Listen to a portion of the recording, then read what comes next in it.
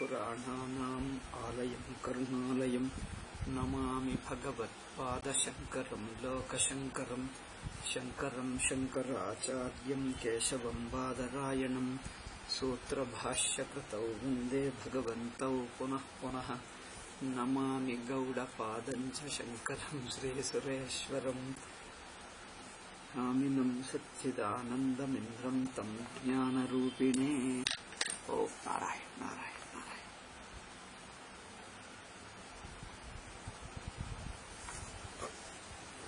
Okay, सो निदिध्यासन योगस्य अनुष्ठानं किं? ನಿದಿಧ್ಯಾಸನ ರೂಪ ಯೋಗ. ಯೋಗ ಅಂದ್ರೆ ಮನಸ್ಸಿಗೆ ಏಕಾಗ್ರತ ಎಂದರ್ಥ. ಯೋಗ ಅಂದ್ರೆ ಸೇರಿಸುವುದು, ವಿಯೋಗ ಅಂದ್ರೆ ಬಿಡಿಸುವುದು ಅಲ್ಲವೇ? ಸೊ ಒಂದರ್ಥ ಸೇರಿಸುವುದು ಅಂದ್ರೆ ಮನಸ್ಸನ್ನು ಒಂದು ವಿಷಯದಲ್ಲಿ, ಉಪಾಸನದಲ್ಲಿ ಪರಮಾತ್ಮನಲ್ಲೇ ಮನಸ್ಸನ್ನು ಸೇರಿಸಿಡುವುದು ಅಲ್ಲವೇ? ಮನಸ್ಸನ್ನು ಪರಮಾತ್ಮನಲ್ಲೇ ಇಟ್ಟು ಮಿಕ್ಕದು ಬೇರೆ ಯಾವುದು ಬರದೆ ಅಂತ ನೋಡಿಕೊಳ್ಳುವುದು. ಇದನ್ನು ಯೋಗ ಅಥವಾ ಇನ್ನೊಂದು ಭಾಷೆಯಲ್ಲಿ ಏಕಾಗ್ರತೆ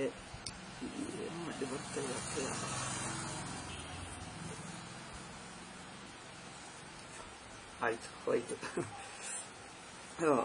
ಅದನ್ನು ಯೋಗ ಹೇಳ್ತೀವಿ.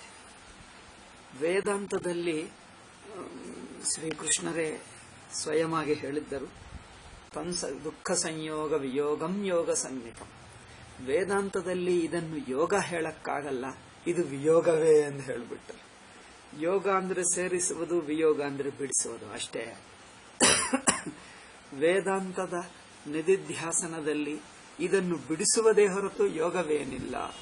ಅನಾತ್ಮವನ್ನೆಲ್ಲ ಬಿಡಿಸಿದ್ದರೆ ಈಗ ಉಳಿಯುವುದು ಬ್ರಹ್ಮವೇ. ಆದ್ದರಿಂದ ಇದನ್ನು ಯೋಗ ಹೇಳುವಕ್ಕಿಂತ ವಿಯೋಗ ಹೇಳುವುದೇ ಸರಿಯಾಗುತ್ತಿತ್ತು. ಆದರೆ ಒಂದು ಉಪಾಸನಾ ಶಾಸ್ತ್ರದಲ್ಲಿ ಯೋಗ ಎಂಬ ಪ್ರಸಿದ್ಧವಾಯಿತು.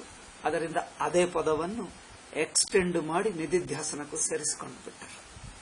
ಹೇಗಿದೆಯಾ ನೋಡಿ, ಯೋಗ ಎಂಬ ಮಾತು ಉಪಾಸನಕ್ಕೆ ಹೊಂದುತ್ತದೆ. ಆದರೆ ಆ ಏಕಾಗ್ರತ ಎಂಬುದೇ ಅಲ್ಲಿದೆ ಅಷ್ಟೇ, ಮಿಕ್ಕದೇನಿಲ್ಲ, ಸೇರಿಸುವುದಿಲ್ಲ ನಿಜವಾಗಿ. ಆದ್ದರಿಂದ ಆ ಯೋಗ ಎಂಬ ಮಾತನ್ನು ಧ್ಯಾನಾರ್ಥದಲ್ಲಿ ಆ ಉಪಾಸನಾ ಸಂದರ್ಭದಲ್ಲಿ ಬಳಸಿದ್ದನ್ನು ನಿದಿಧ್ಯಾಸನಕ್ಕೆ ಸೇರಿಸಿಕೊಂಡರು, ಪದವನ್ನು ಸೇರಿಸಿಕೊಂಡರು. ಅರ್ಥ ನಿಜವಾಗಿ ಪೂರ್ತಿಯಾಗಿ ಹೊಂದಲ್ಲ, ಸ್ವಲ್ಪ ಹೊಂದುತ್ತದೆ. ಏಕಾಗ್ರತ ಒಂದು, ಸೇರಿಸುವುದು ಎಂಬುದು ಇನ್ನೊಂದು. ಏಕಾಗ್ರತ ಸಾಧನ ಅರ್ಥದಲ್ಲೇನು, ಕೊನೆಯಲ್ಲಿ ಸಾಧ್ಯದಲ್ಲಿ ಸೇರಿಸುವುದು. ಆದರೆ ಏಕಾಗ್ರತ ಸಾಧನ ಮಟ್ಟದಲ್ಲಿ ಸರಿಯಾಗಿದೆ. ಆದರೆ ಕೊನೆಯ ಫಲಮಟ್ಟದಲ್ಲಿ ನಿದಿಧ್ಯಾಸನಕ್ಕೆ ನೋಡಿದ್ದರೆ ಸೇರಿಸುವುದು ಸಾಧ್ಯ ಎಂಬುದೇನಿಲ್ಲ. ಎಲ್ಲವೂ ಸಿದ್ಧವಸ್ತುವಾಗುವುದರಿಂದ ಅನಾತ್ಮವನ್ನು ಬಿಡಿಸುವುದು ನೇತಿ ನೇತಿ ಎಂದು ಸ್ವರೂಪದಲ್ಲಿ ನಿಂತು ಬಿಡುವುದು. ಆಯಿತು, ಅದನ್ನೇ ನಾವು ಹೇಳುವಾಗ ಕಠೋಪನಿಷತ್ತಿನ ವಾಕ್ಯವನ್ನು ತಗೊಂಡು ಏನದು ಯಚ್ಛೇದ್ ವಾಂಗ್ ಮನಸಿ ಪ್ರಾಜ್ಞ, ಅದಕ್ಕೆ ಅರ್ಥವನ್ನು ಹೇಳಿದ್ದೇವೆ, ಭಾಷ್ಯಕಾರರು ಹೇಳಿದ್ದನ್ನು ನೋಡಿದ್ದೇವೆ. ಈಗ ಅದೇ ವಾಕ್ಯವನ್ನು ಅದೇ ಸ್ವಾಮೀಜಿ ವಿವರಿಸಿದಾಗ ಸ್ವಾಮೀಜಿ ಅದನ್ನು ಸ್ವಲ್ಪ ವಿವರಿಸ್ತಾ ಇದ್ದಾರೆ. ವಿಷಯವೇನಿಲ್ಲ, ಅದೇ ಒಂದೆರಡು ಮಾತುಗಳು, ಹೆಚ್ಚೇನಿಲ್ಲ. ಅಂದರೆ ಸ್ಥೂಲದಿಂದ ಸೂಕ್ಷ್ಮಕ್ಕೆ ಹೋಗಬೇಕು, ಸ್ಥೂಲದಿಂದ ಸೂಕ್ಷ್ಮಕ್ಕೆ, ಅಲ್ಪ ವ್ಯಾಪಕದಿಂದ ಹೆಚ್ಚಿನ ವ್ಯಾಪಕಕ್ಕೆ, ಇನ್ನೊಂದು ಹೊರಗಿನಿಂದ ಒಳಗೆ. ಹೊರಗಿನಿಂದ ಒಳಗೆ ಅಂದ್ರೆ ಸ್ವಲ್ಪ ದೃಗ್ದೃಶ್ಯ ಆಗುತ್ತದೆ. ದೃಶ್ಯವನ್ನು ಬಿಡುವುದು, ದೃಕ್ನಲ್ಲಿ ನಿಂತಿರುವುದು. ಅಂದರೆ ಯಾವುದು ನಮಗೆ ಗೊತ್ತಾಗ್ತಾ ಇದೆಯೋ ಅದು ತಾನಲ್ಲ, ಯಾವುದು ತಿಳಿಯುತ್ತಾ ಇದೆಯೋ ಅದು ತಾನು. ನೋಡಿ, ಯಾವುದು ಗೊತ್ತಾಗ್ತಾ ಇದೆಯೋ ಅದು ತಾನಲ್ಲ, ಅದು ಅನಾತ್ಮ ಎಂದು ಬಿಡಿಸಿಬಿಡುವುದು. ಯಾವುದನ್ನು ತಿಳ್ಕೊಳ್ತಾ ಇದ್ದೀವೋ ಆ ತಿಳುವಳಿಕೆ, ಆ ಅರಿವಿನ ರೂಪವಾಗಿದ್ದೇವೆ ಎಂದು ನಿಲ್ಲುವುದು. ಇನ್ನೊಂದು, ನಾವು ಯಾವುದನ್ನು ತಿಳ್ಕೊಳ್ತಾ ಇದ್ದೀವೋ ಅದನ್ನು ತಿಳಿಯುವವನು ವ್ಯಾಪಿಸೇ ತಿಳ್ಕೊಳ್ತಾನೆ. ಇನ್ನೊಂದು ಪಾಯಿಂಟ್ ಅಂದ್ರೆ ಇಲ್ಲಿ ಒಂದು ಸ್ಥೂಲ ಸೂಕ್ಷ್ಮ, ಇನ್ನೊಂದು ವ್ಯಾಪ್ಯ ವ್ಯಾಪಕ, ಮೂರನೆಯದು ಭಾಷ್ಯ ಆಂತರಿಕ. ಈ ಮೂರು ಲಕ್ಷಣಗಳನ್ನಿಟ್ಟುಕೊಂಡು ನಿಧಿಧ್ಯಾಸನ ಮುಂದುವರಿಯುತ್ತದೆ ಎಂದು ಹೇಳಿದ್ದಾರೆ. ಈಗ ಎರಡನೆಯದಲ್ಲಿ ಏನದು? ವ್ಯಾಪ್ಯ ವ್ಯಾಪಕ. ಅಲ್ಪ ವ್ಯಾಪಕ ವಸ್ತುವು ಹೆಚ್ಚಿನ ವ್ಯಾಪಕದಲ್ಲಿ ಅಡಕವಾಗಿದೆ. ಅಂದರೆ ಇಲ್ಲಿ ಏನು ಮಾಡ್ತಾ ಇದ್ದೀವಿ? ಮೊದಲನೆಯದು ಬಾಹ್ಯವೂ ಆಂತರಿಕವು. ಅಂದರೆ ಬಾಹ್ಯ ಆಂತರಿಕದಲ್ಲಿ ತಿಳಿಯಲ್ಪಡುವುದನ್ನು ತಿಳಿಯುವ ಅರಿವಿನಲ್ಲಿ ಸೇರಿಸ್ತಾ ಇದ್ದೀವಿ. ತಿಳಿಯಲ್ಪಡುವುದು ಬಿಟ್ಟು ಬಿಡುವುದು, ತಿಳಿಯುವ ತಿಳುವಳಿಕೆಯಾಗಿ ನಿಂತಿರುವುದು. ಇದು ಬಾಹ್ಯವನ್ನು ಬಿಟ್ಟು ಆಂತರಿಕವಾಗಿರುವುದು, ಅದು ಪ್ರಕ್ರಿಯೆ. ಮತ್ತೆ ಈಗ ಮಧ್ಯ ಇದೆ ನೋಡಿ, ಅಲ್ಪವನ್ನು ವ್ಯಾಪಕದಲ್ಲಿ ಸೇರಿಸಬೇಕು. ಅಂದರೆ ತಿಳಿಯುತ್ತಾ ಇರುವ, ಅರಿಯುತ್ತಾ ಇರುವ ಯಾವ ಅರಿವಿನ ಸ್ವರೂಪ ಆತ್ಮವೋ, ಯಾವುದನ್ನು ತಿಳಿಯುತ್ತದೋ ಅದನ್ನು ವ್ಯಾಪಿಸುತ್ತದೆ, ಅದನ್ನು ಪೂರ್ತಿ ವ್ಯಾಪಿಸುತ್ತದೆ ಅರಿವು. ಆದ್ದರಿಂದ ಯಾವುದರಲ್ಲಿ ಮುಳುಗಿ ಹೋಗುತ್ತದೋ ಅದು ಆತ್ಮ, ಮುಳುಗಿ ಹೋಗುವುದಲ್ಲ ಅನಾತ್ಮ. ಯಾವುದರಲ್ಲಿ ಮುಳುಗಿ ಹೋಗುತ್ತದೋ ಅದು ಆತ್ಮ, ಯಾವುದರಲ್ಲಿ ಮುಳುಗಿ ಹೋಗುವುದು ಅನಾತ್ಮ, ಯಾವುದರಲ್ಲಿ ಮುಳುಗಿ ಹೋಗುತ್ತದೋ ಅದು ಆತ್ಮ. ಹೀಗೆ ನಾವು ವಿಷಯವು ಇಂದ್ರಿಯದಲ್ಲಿ ಮುಳುಗಿ ಹೋಗುತ್ತದೆ, ಇಂದ್ರಿಯ ಮನಸ್ಸಿನಲ್ಲಿ ಮುಳುಗಿ ಹೋಗುತ್ತದೆ, ಮನಸ್ಸು ಬುದ್ಧಿಯಲ್ಲಿ, ಬುದ್ಧಿ ಅವ್ಯಕ್ತದಲ್ಲಿ, ಪ್ರಾಜ್ಞದಲ್ಲಿ, ಪ್ರಾಜ್ಞ ತುರಿಯದಲ್ಲಿ. ಹೀಗೆ ಅಂದರೆ ವಿಷಯಗಳೆಲ್ಲ ಇಂದ್ರಿಯದಲ್ಲಿವೆ. ವಿಷಯಗಳು ಇಂದ್ರಿಯದಲ್ಲಿ ಹೇಗೆ? ಅದೆಲ್ಲ ಅವಸ್ಥಾ ಪ್ರಕ್ರಿಯೆ ಇಟ್ಕೊಂಡ್ರೆ ಅರ್ಥವಾಗ್ತದೆ. ನಾವು ಹೇಳಿದ್ದೀವಲ್ಲ, ಇನ್ನೇನು. ವಿಷಯ ಅಂದರೆ ಪ್ರಪಂಚ, ಸ್ಥೂಲ ಪ್ರಪಂಚವೆಲ್ಲ ಇಂದ್ರಿಯದಲ್ಲಿ ಸೇರಿಸುವುದು, ಅಂದರೆ ಅವಸ್ಥೆಯಲ್ಲಿ ಸೇರಿಸುವುದು. ಪ್ರಪಂಚವನ್ನು ಅವಸ್ಥೆ ಒಳಗೆ ಇದ್ದಂತೆ ನೋಡುವುದು. ಪ್ರಪಂಚವು ಅವಸ್ಥಕ್ಕಿಂತ ಹೊರಗೆ ಇಲ್ಲ, ಅವಸ್ಥದಲ್ಲೇ ಅವಸ್ಥೆ ವ್ಯಾಪಿಸುತ್ತದೆ, ಪ್ರಪಂಚವು ಅವಸ್ಥೆಯಲ್ಲಿ ಅಡಕವಾಗುತ್ತದೆ. ಹಾಗೆ ವ್ಯಾಪ್ಯವು ವ್ಯಾಪಕದಲ್ಲಿ ಅಡಕವಾಗುತ್ತದೆ, ಅಲ್ಪವು ವ್ಯಾಪಕದಲ್ಲಿ ಅಡಕವಾಗುತ್ತದೆ. ಹೀಗೆ ನೋಡುವುದು. ಅದರಿಂದ ಪ್ರಪಂಚ ಪಂಚಭೂತಗಳು ಅವಸ್ಥೆಯಲ್ಲಿ ಅಡಕವಾಗ್ತದೆ. ಅವಸ್ಥಾ ಏನಾಗುತ್ತದೆ? ಕನಸಿನ ಅವಸ್ಥೆಯಲ್ಲಿ. ಕನಸಿನ ಅವಸ್ಥೆ ಅಂದ್ರೆ ಪ್ರಪಂಚದ ದೃಷ್ಟಿ ಕಡಿಮೆ, ತಿಳಿಯುವ ಅರಿವಿನ ದೃಷ್ಟಿ ಹೆಚ್ಚು, ಅಷ್ಟೇ ವ್ಯತ್ಯಾಸ. ಪ್ರಪಂಚ ದೃಷ್ಟಿ ಹೆಚ್ಚು ನೋಡಿಕೊಂಡರೆ ಅದು ಹೊರಗಿನ ಪ್ರಪಂಚ ಆಗುತ್ತದೆ ಅವಸ್ಥೆ. ಅವಸ್ಥೆ ಕಡೆಯಿಂದ ದೃಷ್ಟಿಯನ್ನು ನೋಡುವವನು ಮುಖ್ಯ, ನೋಡಲ್ಪಡುವುದು ಗೌಣ, ಸೆಕೆಂಡರಿ. ಅಂದ್ರೆ ನೋಡಲ್ಪಡುವುದು ನೋಡುವ ಅರಿವನ್ನು ಆಶ್ರಯಿಸಿಕೊಂಡು ತೋರುತ್ತಾ ಇದೆ. ಮೊದಲು ಪ್ರಪಂಚವನ್ನು ಅವಸ್ಥೆಯನ್ನು ಅಂದರೆ ವಿಷಯವನ್ನು ಇಂದ್ರಿಯದಲ್ಲಿ ಸೇರಿಸುವುದು, ಅಂದರೆ ಪ್ರಪಂಚವನ್ನು ಅವಸ್ಥೆಯಲ್ಲಿ ಸೇರಿಸುವುದು, ಅಡಕ ಮಾಡಿಸುವುದು. ಮತ್ತೆ ಎಚ್ಚರವನ್ನು ಕನಸಿನಲ್ಲಿ, ಅಂದರೆ ಮನಸ್ಸನ್ನು ಬುದ್ಧಿಯಲ್ಲಿ, ಎಚ್ಚರವನ್ನು ಕನಸಿನಲ್ಲಿ ಸೇರಿಸುವುದು. ಅಂದ್ರೇನು? ಎಚ್ಚರವನ್ನು ಕನಸಿನಲ್ಲಿ ಹೇಗೆ ಸೇರಿಸುವುದು? ಅದೆಲ್ಲ ಸುಮ್ಮನೆ ಹೇಳುವ ಪ್ರಕ್ರಿಯೆ, ಹೇಳುವ ಬಗೆ. ಅಂದರೆ ಎಚ್ಚರಾವಸ್ಥೆಯನ್ನು ಕನಸಿನಲ್ಲಿ ಸೇರಿಸುವುದು ಅಂದರೆ ಅಡಕ ಮಾಡುವುದು. ಅಂದರೆ ಕನಸು ವ್ಯಾಪಕವಾಗಬೇಕು, ಎಚ್ಚರ ವ್ಯಾಪ್ಯವಾಗಬೇಕು. ಅಂದರೆ ಇನ್ನೊಂದು ಮಾತಿನಲ್ಲಿ, ಇಲ್ಲಿ ಕಠೋಪನಿಷತ್ತಿನಲ್ಲಿ ಇಲ್ಲಿ ಹೇಳಿರುವ ಮಾತೇನು? ವಿಷಯವನ್ನು ಇಂದ್ರಿಯಕ್ಕೆ ಈಗ ಸೇರಿಸಿಬಿಟ್ಟಿದ್ದೀವಿ. ಇಂದ್ರಿಯವನ್ನು ಮನಸ್ಸಿನಲ್ಲಿ ಸೇರಿಸುವುದು, ಮನಸ್ಸನ್ನು ಬುದ್ಧಿಯಲ್ಲಿ ಸೇರಿಸುವುದು. ಅಂದರೆ ಅರ್ಥವೇನು? ಅಂದರೆ ಪ್ರಪಂಚ ಇಂದ್ರಿಯವನ್ನು ಮನಸ್ಸಿಗೆ, ಮನಸ್ಸನ್ನು ಬುದ್ಧಿಯಲ್ಲಿ, ಈ ಎರಡು ಸೇರಿಸಿ ಒಂದೇ ಅರ್ಥ. ಒಟ್ಟ ಪ್ರಪಂಚವನ್ನು ಅವಸ್ಥೆಯನ್ನು ಅವಸ್ಥಾರಿವನ್ನು ಎಲ್ಲಿಗೆ? ಕನಸಿನ ಅರಿವು. ಅಂದರೆ ಅರ್ಥವೇನು? ಎಚ್ಚರಕ್ಕೆ ಕನಸಿಗೆ ವ್ಯತ್ಯಾಸವೇನು? ಎಚ್ಚರದಲ್ಲಿ ಒಟ್ಟವಸ್ಥೆಯನ್ನು ನೋಡುವ ಅರಿವಿದೆ ಅಲ್ಲವೇ? ಒಟ್ಟವಸ್ಥೆಯನ್ನು ನೋಡುವ ಅರಿವಿದೆ. ಅದನ್ನು ಕನಸಿನಲ್ಲಿ ಸೇರಿಸುವುದು ಅಂದರೆ ಅರ್ಥವೇನು? ಬುದ್ಧಿಯಲ್ಲಿ. ಅಂದರೆ ಅರ್ಥವೇನು? ಅರಿವು ಪ್ರಧಾನವಾಗಿದೆ, ಅವಸ್ಥೆ ಅದರ ಒಳಗೆ ಅಡಕವಾಗಿದೆ ಎಂದರ್ಥ. ಅರಿವು ವ್ಯಾಪಕವಾದ ಒಂದು ಪಾತ್ರ, ಲೋಟ, ಆ ಲೋಟದಲ್ಲಿ ವಸ್ತುಗಳನ್ನು ಹಾಕಿದ್ದರೆ ಒಂದು ರೂಮಿನಲ್ಲಿ ಒಳಗೆ ವಸ್ತುಗಳಿವೆ ಅಂದರೆ ವಸ್ತುಗಳು ರೂಮಿನ ಒಳಗೆ ಮುಳುಗಿ ಹೋಗಿವೆ. ಹಾಗೆ ಕನಸಿನಲ್ಲಿ ಏನಾಗುತ್ತದೆ ಅಂದರೆ ಒಟ್ಟು ಕನಸನ್ನು ನೋಡುವಾಗ ನೋಡುವ ಅರಿವು ಮುಖ್ಯವಾಗುತ್ತದೆ. ಕನಸಿನ ಪ್ರಪಂಚ ಗೌಣವಾಗುತ್ತದೆ, ಕಲ್ಪಿತವಾಗುತ್ತದೆ.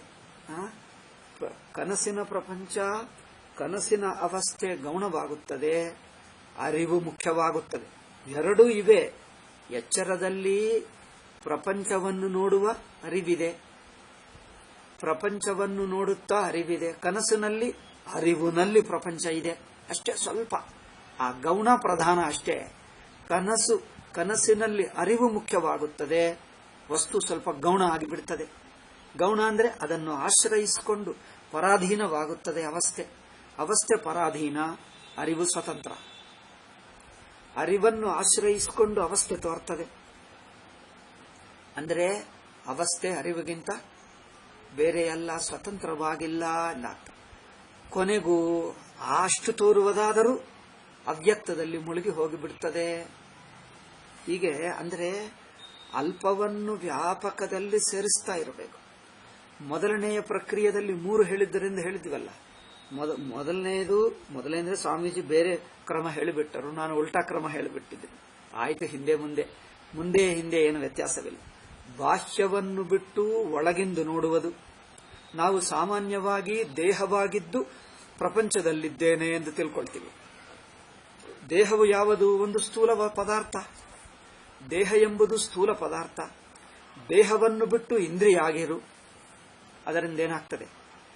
ದೇಹವನ್ನು ಬಿಟ್ಟು ಇಂದ್ರಿಯ ಆಗಿರುವುದು ಅಂದರೆ ಇಂದ್ರಿಯ ಒಳಗಿದೆಯೋ ದೇಹ ಒಳಗಿದೆಯೋ ನೋಡಿ. ಇಂದ್ರಿಯ ದೇಹಗಳಲ್ಲಿ ಯಾವುದು ಒಳಗೆ ಯಾವುದು ಹೊರಗೆ? ಒಳಗೆ ಹೊರಗೆ ಹೇಳ್ತಾ ಇದ್ದೀನಿ. ಇಂದ್ರಿಯ ಒಳಗೆ ಇದೆಯೋ ದೇಹ ಹೊರಗಿದೆಯೋ? ದೇಹವು ಹೊರಗೆ, ಇಂದ್ರಿಯ ಒಳಗೆ. ಅದು ಹೇಗೆ ಗೊತ್ತು? ಇಂದ್ರಿಯದಿಂದ ದೇಹ ಗೊತ್ತಾಗ್ತದ, ದೇಹದಿಂದ ಇಂದ್ರಿಯ ಗೊತ್ತಾಗ್ತದೆ. ಯಾರು ದ್ರಷ್ಟ, ಯಾರು ದೃಶ್ಯ, ಯಾರು ತಿಳಿಯುವವನು, ಯಾರು ತಿಳಿಯಲ್ಪಡುವುದು? ಅರಿವಿನಲ್ಲಿ ದೇಹ ಗೊತ್ತಾಗ್ತಾ ಇದೆ. ಅಂದ್ರೆ ಇಂದ್ರಿಯಗಳಿಗೆ ದೇಹವು ಕಂಡು ಬರ್ತಾ ಇದೆ. ಅಂದ್ರೆ ದೇಹದ ಆಕಾರ ಎಲ್ಲ. ಅಂದ್ರೆ ನೋಡುವವನು ಇಂದ್ರಿಯ, ನೋಡಲ್ಪಡುವುದು, ಕಂಡು ಬರುವುದು ದೇಹ. ದೇಹ ಜೊತೆಗೆ ಮಿಕ್ಕ ದೇಹ ಅಂದ್ರೆ ದೇಹ ಹಾಗೆ ಮಿಕ್ಕ ಪದಾರ್ಥ ಎಂದರ್ಥ. ಪದಾರ್ಥಗಳೆಲ್ಲ ದೇಹ ಸಮೇತ ಎಲ್ಲವೂ ಇಂದ್ರಿಯಕ್ಕೆ ಗೊತ್ತಾಗ್ತಾ ಇದೆ. ಇಂದ್ರಿಯ ಅಂದ್ರೆ ಒಂದು ಇಂದ್ರಿಯ ಅಲ್ಲ, ಒಟ್ಟು ಇಂದ್ರಿಯ. ಪ್ರಪಂಚದಲ್ಲಿರುವ ಎಲ್ಲರ ಇಂದ್ರಿಯಗಳು ಸೇರಿಸಿ ಒಟ್ಟು ಇಂದ್ರಿಯ ದೃಷ್ಟಿ. ಇಂದ್ರಿಯ ದೃಷ್ಟಿಯಲ್ಲಿ ಪದಾರ್ಥಗಳೆಲ್ಲ ಅಡಕವಾಗಿ ಬಿಟ್ಟಿವೆ. ಮತ್ತೆ ಇಂದ್ರಿಯಗಳು ಎಲ್ಲಿವೆ? ಅರಿವಿನಲ್ಲಿವೆ, ಮನಸ್ಸಿನಲ್ಲಿ. ಮನಸ್ಸಿನ ಒಟ್ಟರಿವಿನಲ್ಲಿ ಎಲ್ಲ ಅಂದ್ರೆ ಬಗೆ ಜ್ಞಾನಗಳೆಲ್ಲ ಒಟ್ಟು ಜ್ಞಾನಕ್ಕೆ ಸೇರಿಬಿಟ್ಟಿವೆ ನೋಡಿ. ಬಗೆ ಜ್ಞಾನಗಳಲ್ಲೆಲ್ಲ ಬಗೆ ಜ್ಞಾನಗಳು ಇಂದ್ರಿಯ, ಒಟ್ಟು ಜ್ಞಾನ ಮನಸ್ಸು. ಹಾಗೆ ನೋಡಿ, ಬಗೆ ಜ್ಞಾನಗಳು ಹೊರಗೆ ಇದೆ, ಒಟ್ಟು ಜ್ಞಾನ ಒಟ್ಟರಿವು ಒಳಗೆ ಇದೆ. ಏಕೆ? ಅರಿವೇ ವಿಂಗಡವಾದಾಗ ಇಂದ್ರಿಯಗಳಾಗಿ ತೋರುತ್ತದೆ. ಇಂದ್ರಿಯಗಳು ಮನಸ್ಸನ್ನು ಆಶ್ರಯಿಸಿಕೊಂಡು ತೋರ್ತದೆ. ಮನಸ್ಸು ಒಳಗೆ ಇದೆ, ಇಂದ್ರಿಯಗಳು ಹೊರಗೆ ಇವೆ. ಇಂದ್ರಿಯಗಳು ಬಿಡ್ತೀವಿ, ಇಂದ್ರಿಯಗಳು ಬಿಟ್ಟು ಮನಸ್ಸಾಗಿ ನಿಂತಿರ್ತೀವಿ. ಬಿಟ್ಟು ಅಂದ್ರೆ ಮುಳುಗಿ ಹೋಗ್ತವೆ. ಇನ್ನೇ ಮನಸ್ಸಾಗಿ ನಿಂತು ಬಿಡ್ತೀವಿ. ಮನಸ್ಸು ಬುದ್ಧಿಯಾಗಿ ಅಂದ್ರೆ ಪ್ರಮಾತೃವಾಗಿ ನಿಂತಿರುತ್ತದೆ. ತಿಳಿಯುವ ಅರಿವು ತಿಳಿಯುವವನೇ ಆಗಿಬಿಡ್ತದೆ. ತಿಳಿಯುವವನು ತಿಳಿವಳಿಕೆ ಎರಡು ಬೇರೆ ಅಲ್ಲ ನೋಡಿ. ತಿಳಿವಳಿಕೆ ಮನಸ್ಸಾಯಿತು, ತಿಳಿಯುವವನು ಬುದ್ಧಿಯಾಯಿತು. ತಿಳಿವಳಿಕೆ ತಿಳಿಯುವವ ಅರಿವನ್ನು ಬಿಟ್ಟಿರುತ್ತದ? ಇಲ್ಲ. ಅದರಿಂದ ಅರಿವು ಒಳಗೆ, ತಿಳುವಳಿಕೆ ಅಂದರೆ ತಿಳಿಯುವ ಪ್ರಮಾತೃ ಒಳಗೆ, ಅರಿವೆಂಬುದು ಹೊರಗೆ. ಅರಿವು ಪ್ರಮಾತೃನಲ್ಲಿ ಅಡಕವಾಗ್ತದೆ. ಅಂದ್ರೆ ಮನಸ್ಸು ಬುದ್ಧಿ, ಮನಸ್ಸುಗಿಂತ ಬುದ್ಧಿ ಒಳಗೆ ಇದೆ, ಬುದ್ಧಿಗಿಂತ ಒಳಗೆ ಪ್ರಾಜ್ಞ. ಈಗ ಅವರಿಗೆ ಯಾವ ಪ್ರತ್ಯಯ ಇಲ್ಲ. ಅಂದರೆ ಪ್ರತ್ಯಯಕ್ಕಿಂತ ಒಳಗೆ ಯಾವ ಪ್ರತ್ಯಯ ಇಲ್ಲದ ಅರಿವು. ಈಗ ಅದೇ ಮತ್ತೆ ಹೊರಗೆ ಒಳಗೆ ಎಂಬುದು ಪೂರ್ತಿ ಬಿಟ್ಟು ತಾನೇ ಸ್ವತಃ ಸಿದ್ಧ ತುರಿಯ ಎಂದು ತಿಳ್ಕೊಂಡರೆ ಅದು ಸ್ವತಃ ಸಿದ್ಧ ಬ್ರಹ್ಮ ಆಯಿತು. ಹೀಗೆ ಇದು ಏನು ಮಾಡಿದ್ದೇವೆ ನಾವು? ಒಳಗೆ ಹೋಗ್ತಾ ಇದ್ದೇವೆ. ಇನ್ನೊಂದು ಪ್ರಕ್ರಿಯೆ ವ್ಯಾಪಕ. ಸಣ್ಣದೆಲ್ಲ ಯಾವುದರಲ್ಲಿ ಅಡಕವಾಗ್ತದೆ? ಒಂದಿರುತ್ತವೆ ನೋಡಿ, ಕೆಲವು ಲೋಟಗಳಿರುತ್ತವೆ. ಲೋಟ ಅಂದ್ರೆ ಹಾಲು ಕುಡಿಯುವುದು, ಕಾಫಿ ಕುಡಿಯುವುದು ಸಣ್ಣ ಲೋಟಗಳು ಸ್ಟೀಲ್ ಇರುತ್ತದೆ ನೋಡಿ. ಒಂದು ಸಣ್ಣದಿರುತ್ತದೆ, ಇನ್ನು ಸ್ವಲ್ಪ ದೊಡ್ಡದು, ಇನ್ನು ಸ್ವಲ್ಪ ದೊಡ್ಡದು, ಇನ್ನು ಸ್ವಲ್ಪ ದೊಡ್ಡದು. 6-7 ತಂದು ಬಿಟ್ಟರು. 6-7 ತಂದು ಬಿಟ್ಟರೆ ಇವನೇನು ಮಾಡಿದ ಬುದ್ಧಿವಂತ, ಲೋಟಗಳನ್ನು ಹ್ಯಾಂಡಲ್ ಮಾಡುವ ಅನುಭವ ಇದ್ದರೆ, ಓಹ್ ಸಾರಿ,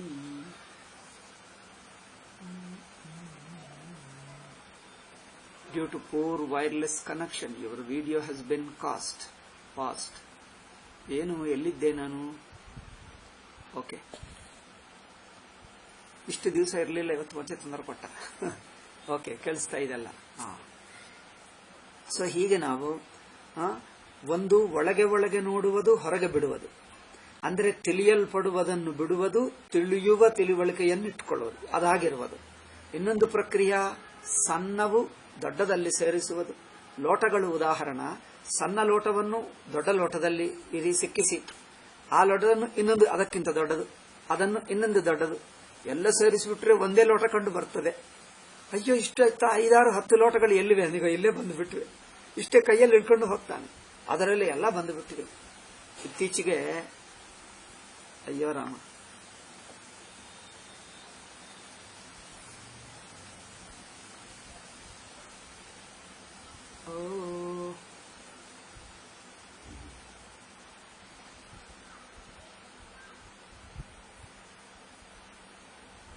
ಇದೇನು ಡಿಸ್ಕನೆಕ್ಟ್ ಮಾಡಿಬಿಟ್ಟ?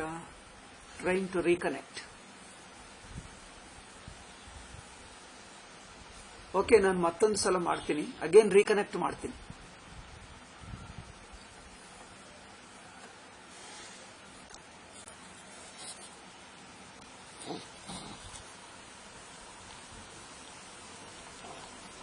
ಓಂ ನಮೋ ಭಗವತೆ.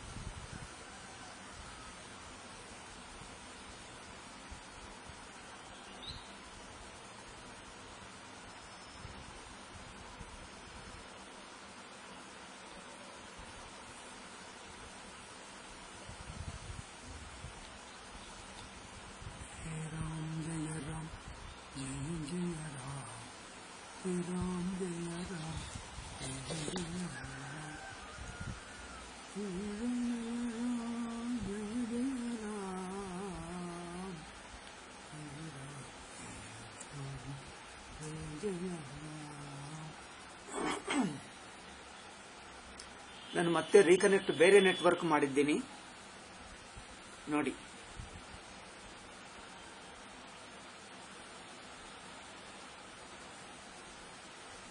ಬೇರೆ ನೆಟ್ವರ್ಕ್ನಿಂದ ಮಾಡಿದ್ದೀನಿ ನೋಡಿ. ಬಂತಾ ಎಲ್ಲರಿಗೆ? ರಘುನಂದನ್. ಓಕೆ, ಬಂತು. ಓಕೆ, ಅದೇನೋ ಮುಗಿಯಿತು,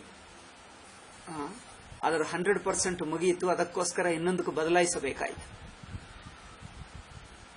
okay okay, yeah, everybody got it. Let me continue.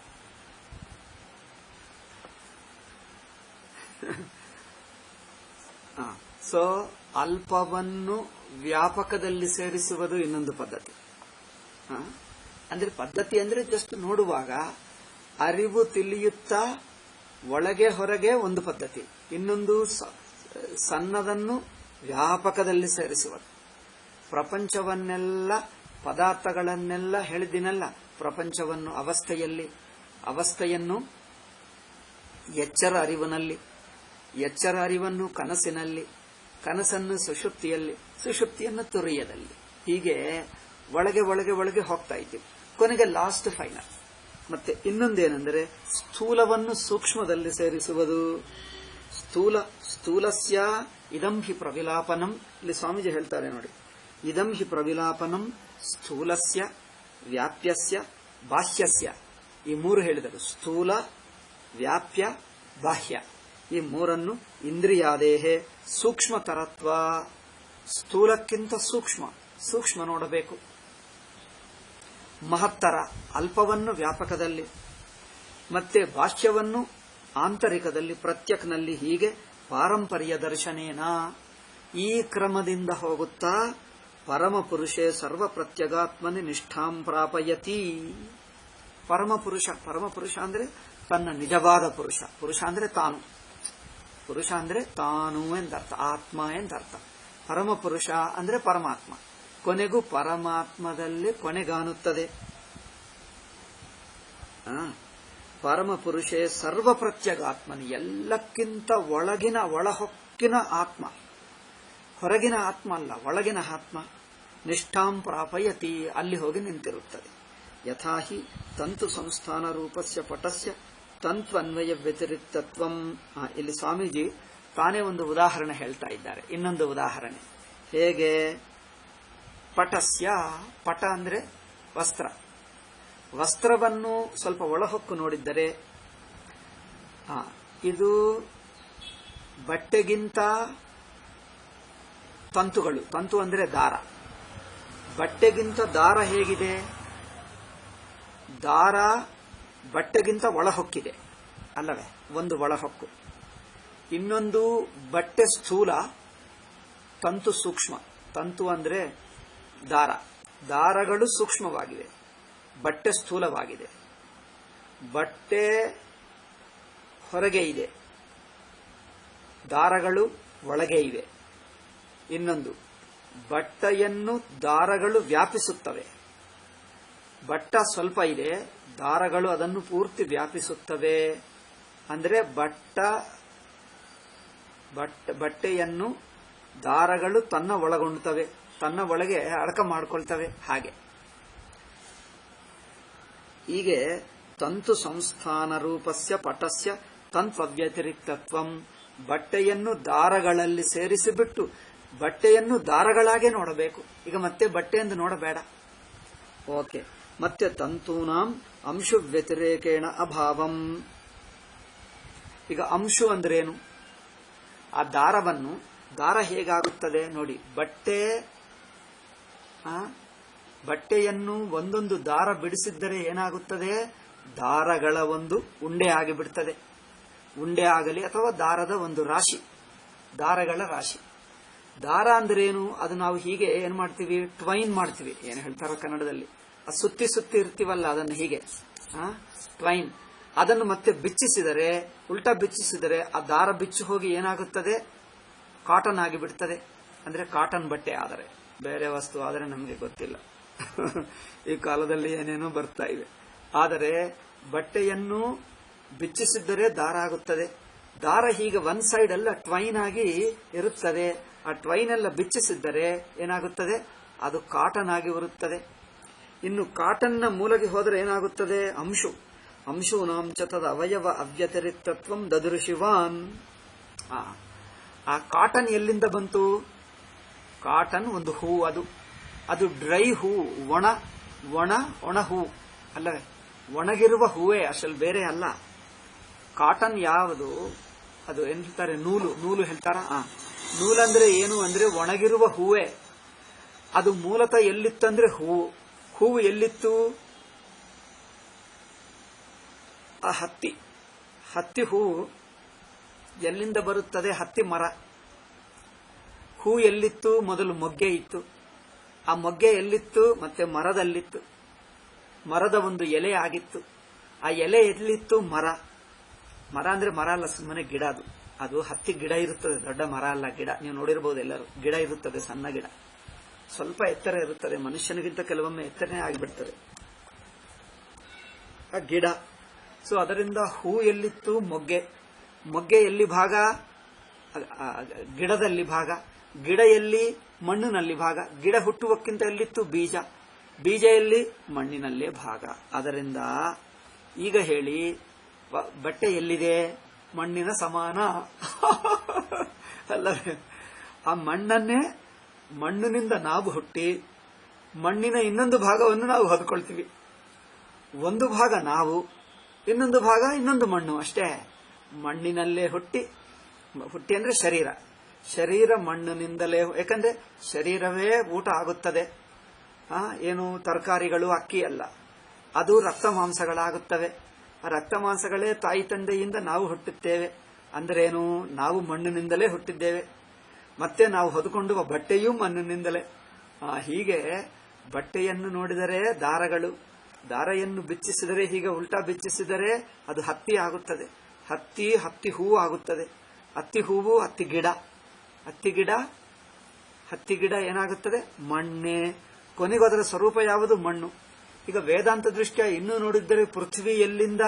ಪೃಥ್ವಿ ಜಲದಿಂದ ಹುಟ್ಟಿತು. ಜಲ ಅಗ್ನಿಯಿಂದ, ಅಗ್ನಿ ವಾಯುವಿನಿಂದ, ವಾಯು ಆಕಾಶ, ಆಕಾಶವು ಅವ್ಯಕ್ತ.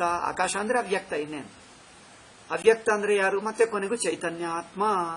ಹೀಗೆ ಒಂದೊಂದು ವಸ್ತುವನ್ನು ಗಮನ ಮಾಡ್ತಾ ಮಾಡ್ತಾ ಮಾಡ್ತಾ ಇದ್ದರೆ ಕೊನೆಗೆ ಬ್ರಹ್ಮಕ್ಕೆ ತಲುಪುತ್ತದೆ. ನೀವು ಯಾವ ವಸ್ತುವೇ ತಗೋ, ಕೊನೆಗೂ ಅಂದರೆ ನೀವು ಯಾವುದೇ ಹೆಸರಿಡು, ಆ ಎಲ್ಲಾ ಹೆಸರುಗಳು ಪರಮಾತ್ಮಕ ಹೆಸರುಗಳೇ.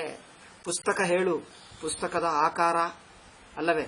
ಶಬ್ದ, ಸ್ಪರ್ಶ, ರೂಪ, ರಸ, ದೇಶ, ಕಾಲ, ಇದು ಬಿಡಿಸಿಬಿಟ್ಟರೆ ಅದಕ್ಕೊಂದೇ ಇರವು ಎಂದು ಅರಿವಿಗೆ ತಲುಪುತ್ತದೆ. ಯಾವುದೇ ವಸ್ತು ನೋಡಲಿ, ಆ ವಸ್ತುವನ್ನು ಬಿಚ್ಚಿ ಬಿಚ್ಚಿ ನೋಡಿದ್ದರೆ ಅದು ಪರಮಾತ್ಮಕ್ಕೆ ತಲುಪುತ್ತದೆ. ಅಂದರೆ ಇಡೀ ಬ್ರಹ್ಮಾಂಡ, ನಾನು ನೀನು, ಜಗತ್ತು, ಪದಾರ್ಥಗಳು ಎಲ್ಲವೂ ಕೊನೆಗೂ ಮೂಲ ಸ್ವರೂಪ ಬ್ರಹ್ಮ. ಹೀಗೆ ಎಲ್ಲಾ ಹೆಸರುಗಳು ಬ್ರಹ್ಮಕ್ಕೆ, ಎಲ್ಲಾ ರೂಪಗಳು ಬ್ರಹ್ಮದ ರೂಪಗಳೇ, ಎಲ್ಲಾ ಪದಾರ್ಥಗಳು ಬ್ರಹ್ಮವೇ. ಹೀಗೆ ಕೊನೆಗೂ ಬ್ರಹ್ಮವೇ ಬ್ರಹ್ಮ. ನೋಡಿದರೂ, ಕಣ್ಣು ಮುಚ್ಚಿದರೂ, ಕಣ್ಣು ತೆಗೆದರೂ ಯಾವುದಾದರೂ ಬ್ರಹ್ಮೇ ಆಗುತ್ತಾ ಇದೆ. ಹೀಗೆ ತಿಳಿಯುವುದು ನಿಧಿಧ್ಯಾಸನ. ಆಯ್ತಾ? ಸೊ ಏವಂ ತತ್ತತ್ ಕಾರಣೆ ಬುದ್ಧೇರ್ನಿಷ್ಠಾನ್ ಲಭತೆ. ಅದರ ಕಾರಣಕ್ಕೆ ಹೋಗಿ ತದ್ವದಿಹಾಪಿ ನಿಧಿಧ್ಯಾಸಮಾನ ಪರಮ ಸೂಕ್ಷ್ಮೆ ಸರ್ವ ಪ್ರತ್ಯಗಾತ್ಮನ ಇತಿ ಬೋದ್ಧವ್ಯಂ. ಎಲ್ಲಕ್ಕಿಂತ ಸೂಕ್ಷ್ಮವಾಗಿ ಪೂರ್ಣವಾಗಿರುವ ಪರಮಾತ್ಮನಲ್ಲೇ ಕೊನೆಗಾಣುತ್ತಾನೆ, ನಿಂತಿರುತ್ತಾನೆ ಎಂದು ಹೇಳಿದ. ಈಗ ಮುಂದಿನ ಪ್ರಶ್ನೆ ನೋಡೋಣ. ಇನ್ನೂ ನಿಧಿಧ್ಯಾಸನ ಮುಗಿಯಲಿಲ್ಲ. ನಿಧಿಧ್ಯಾಸನ ದೊಡ್ಡದೇ ಇದೆ. ಇನ್ನೆಷ್ಟು? 1, 2, 3, 4,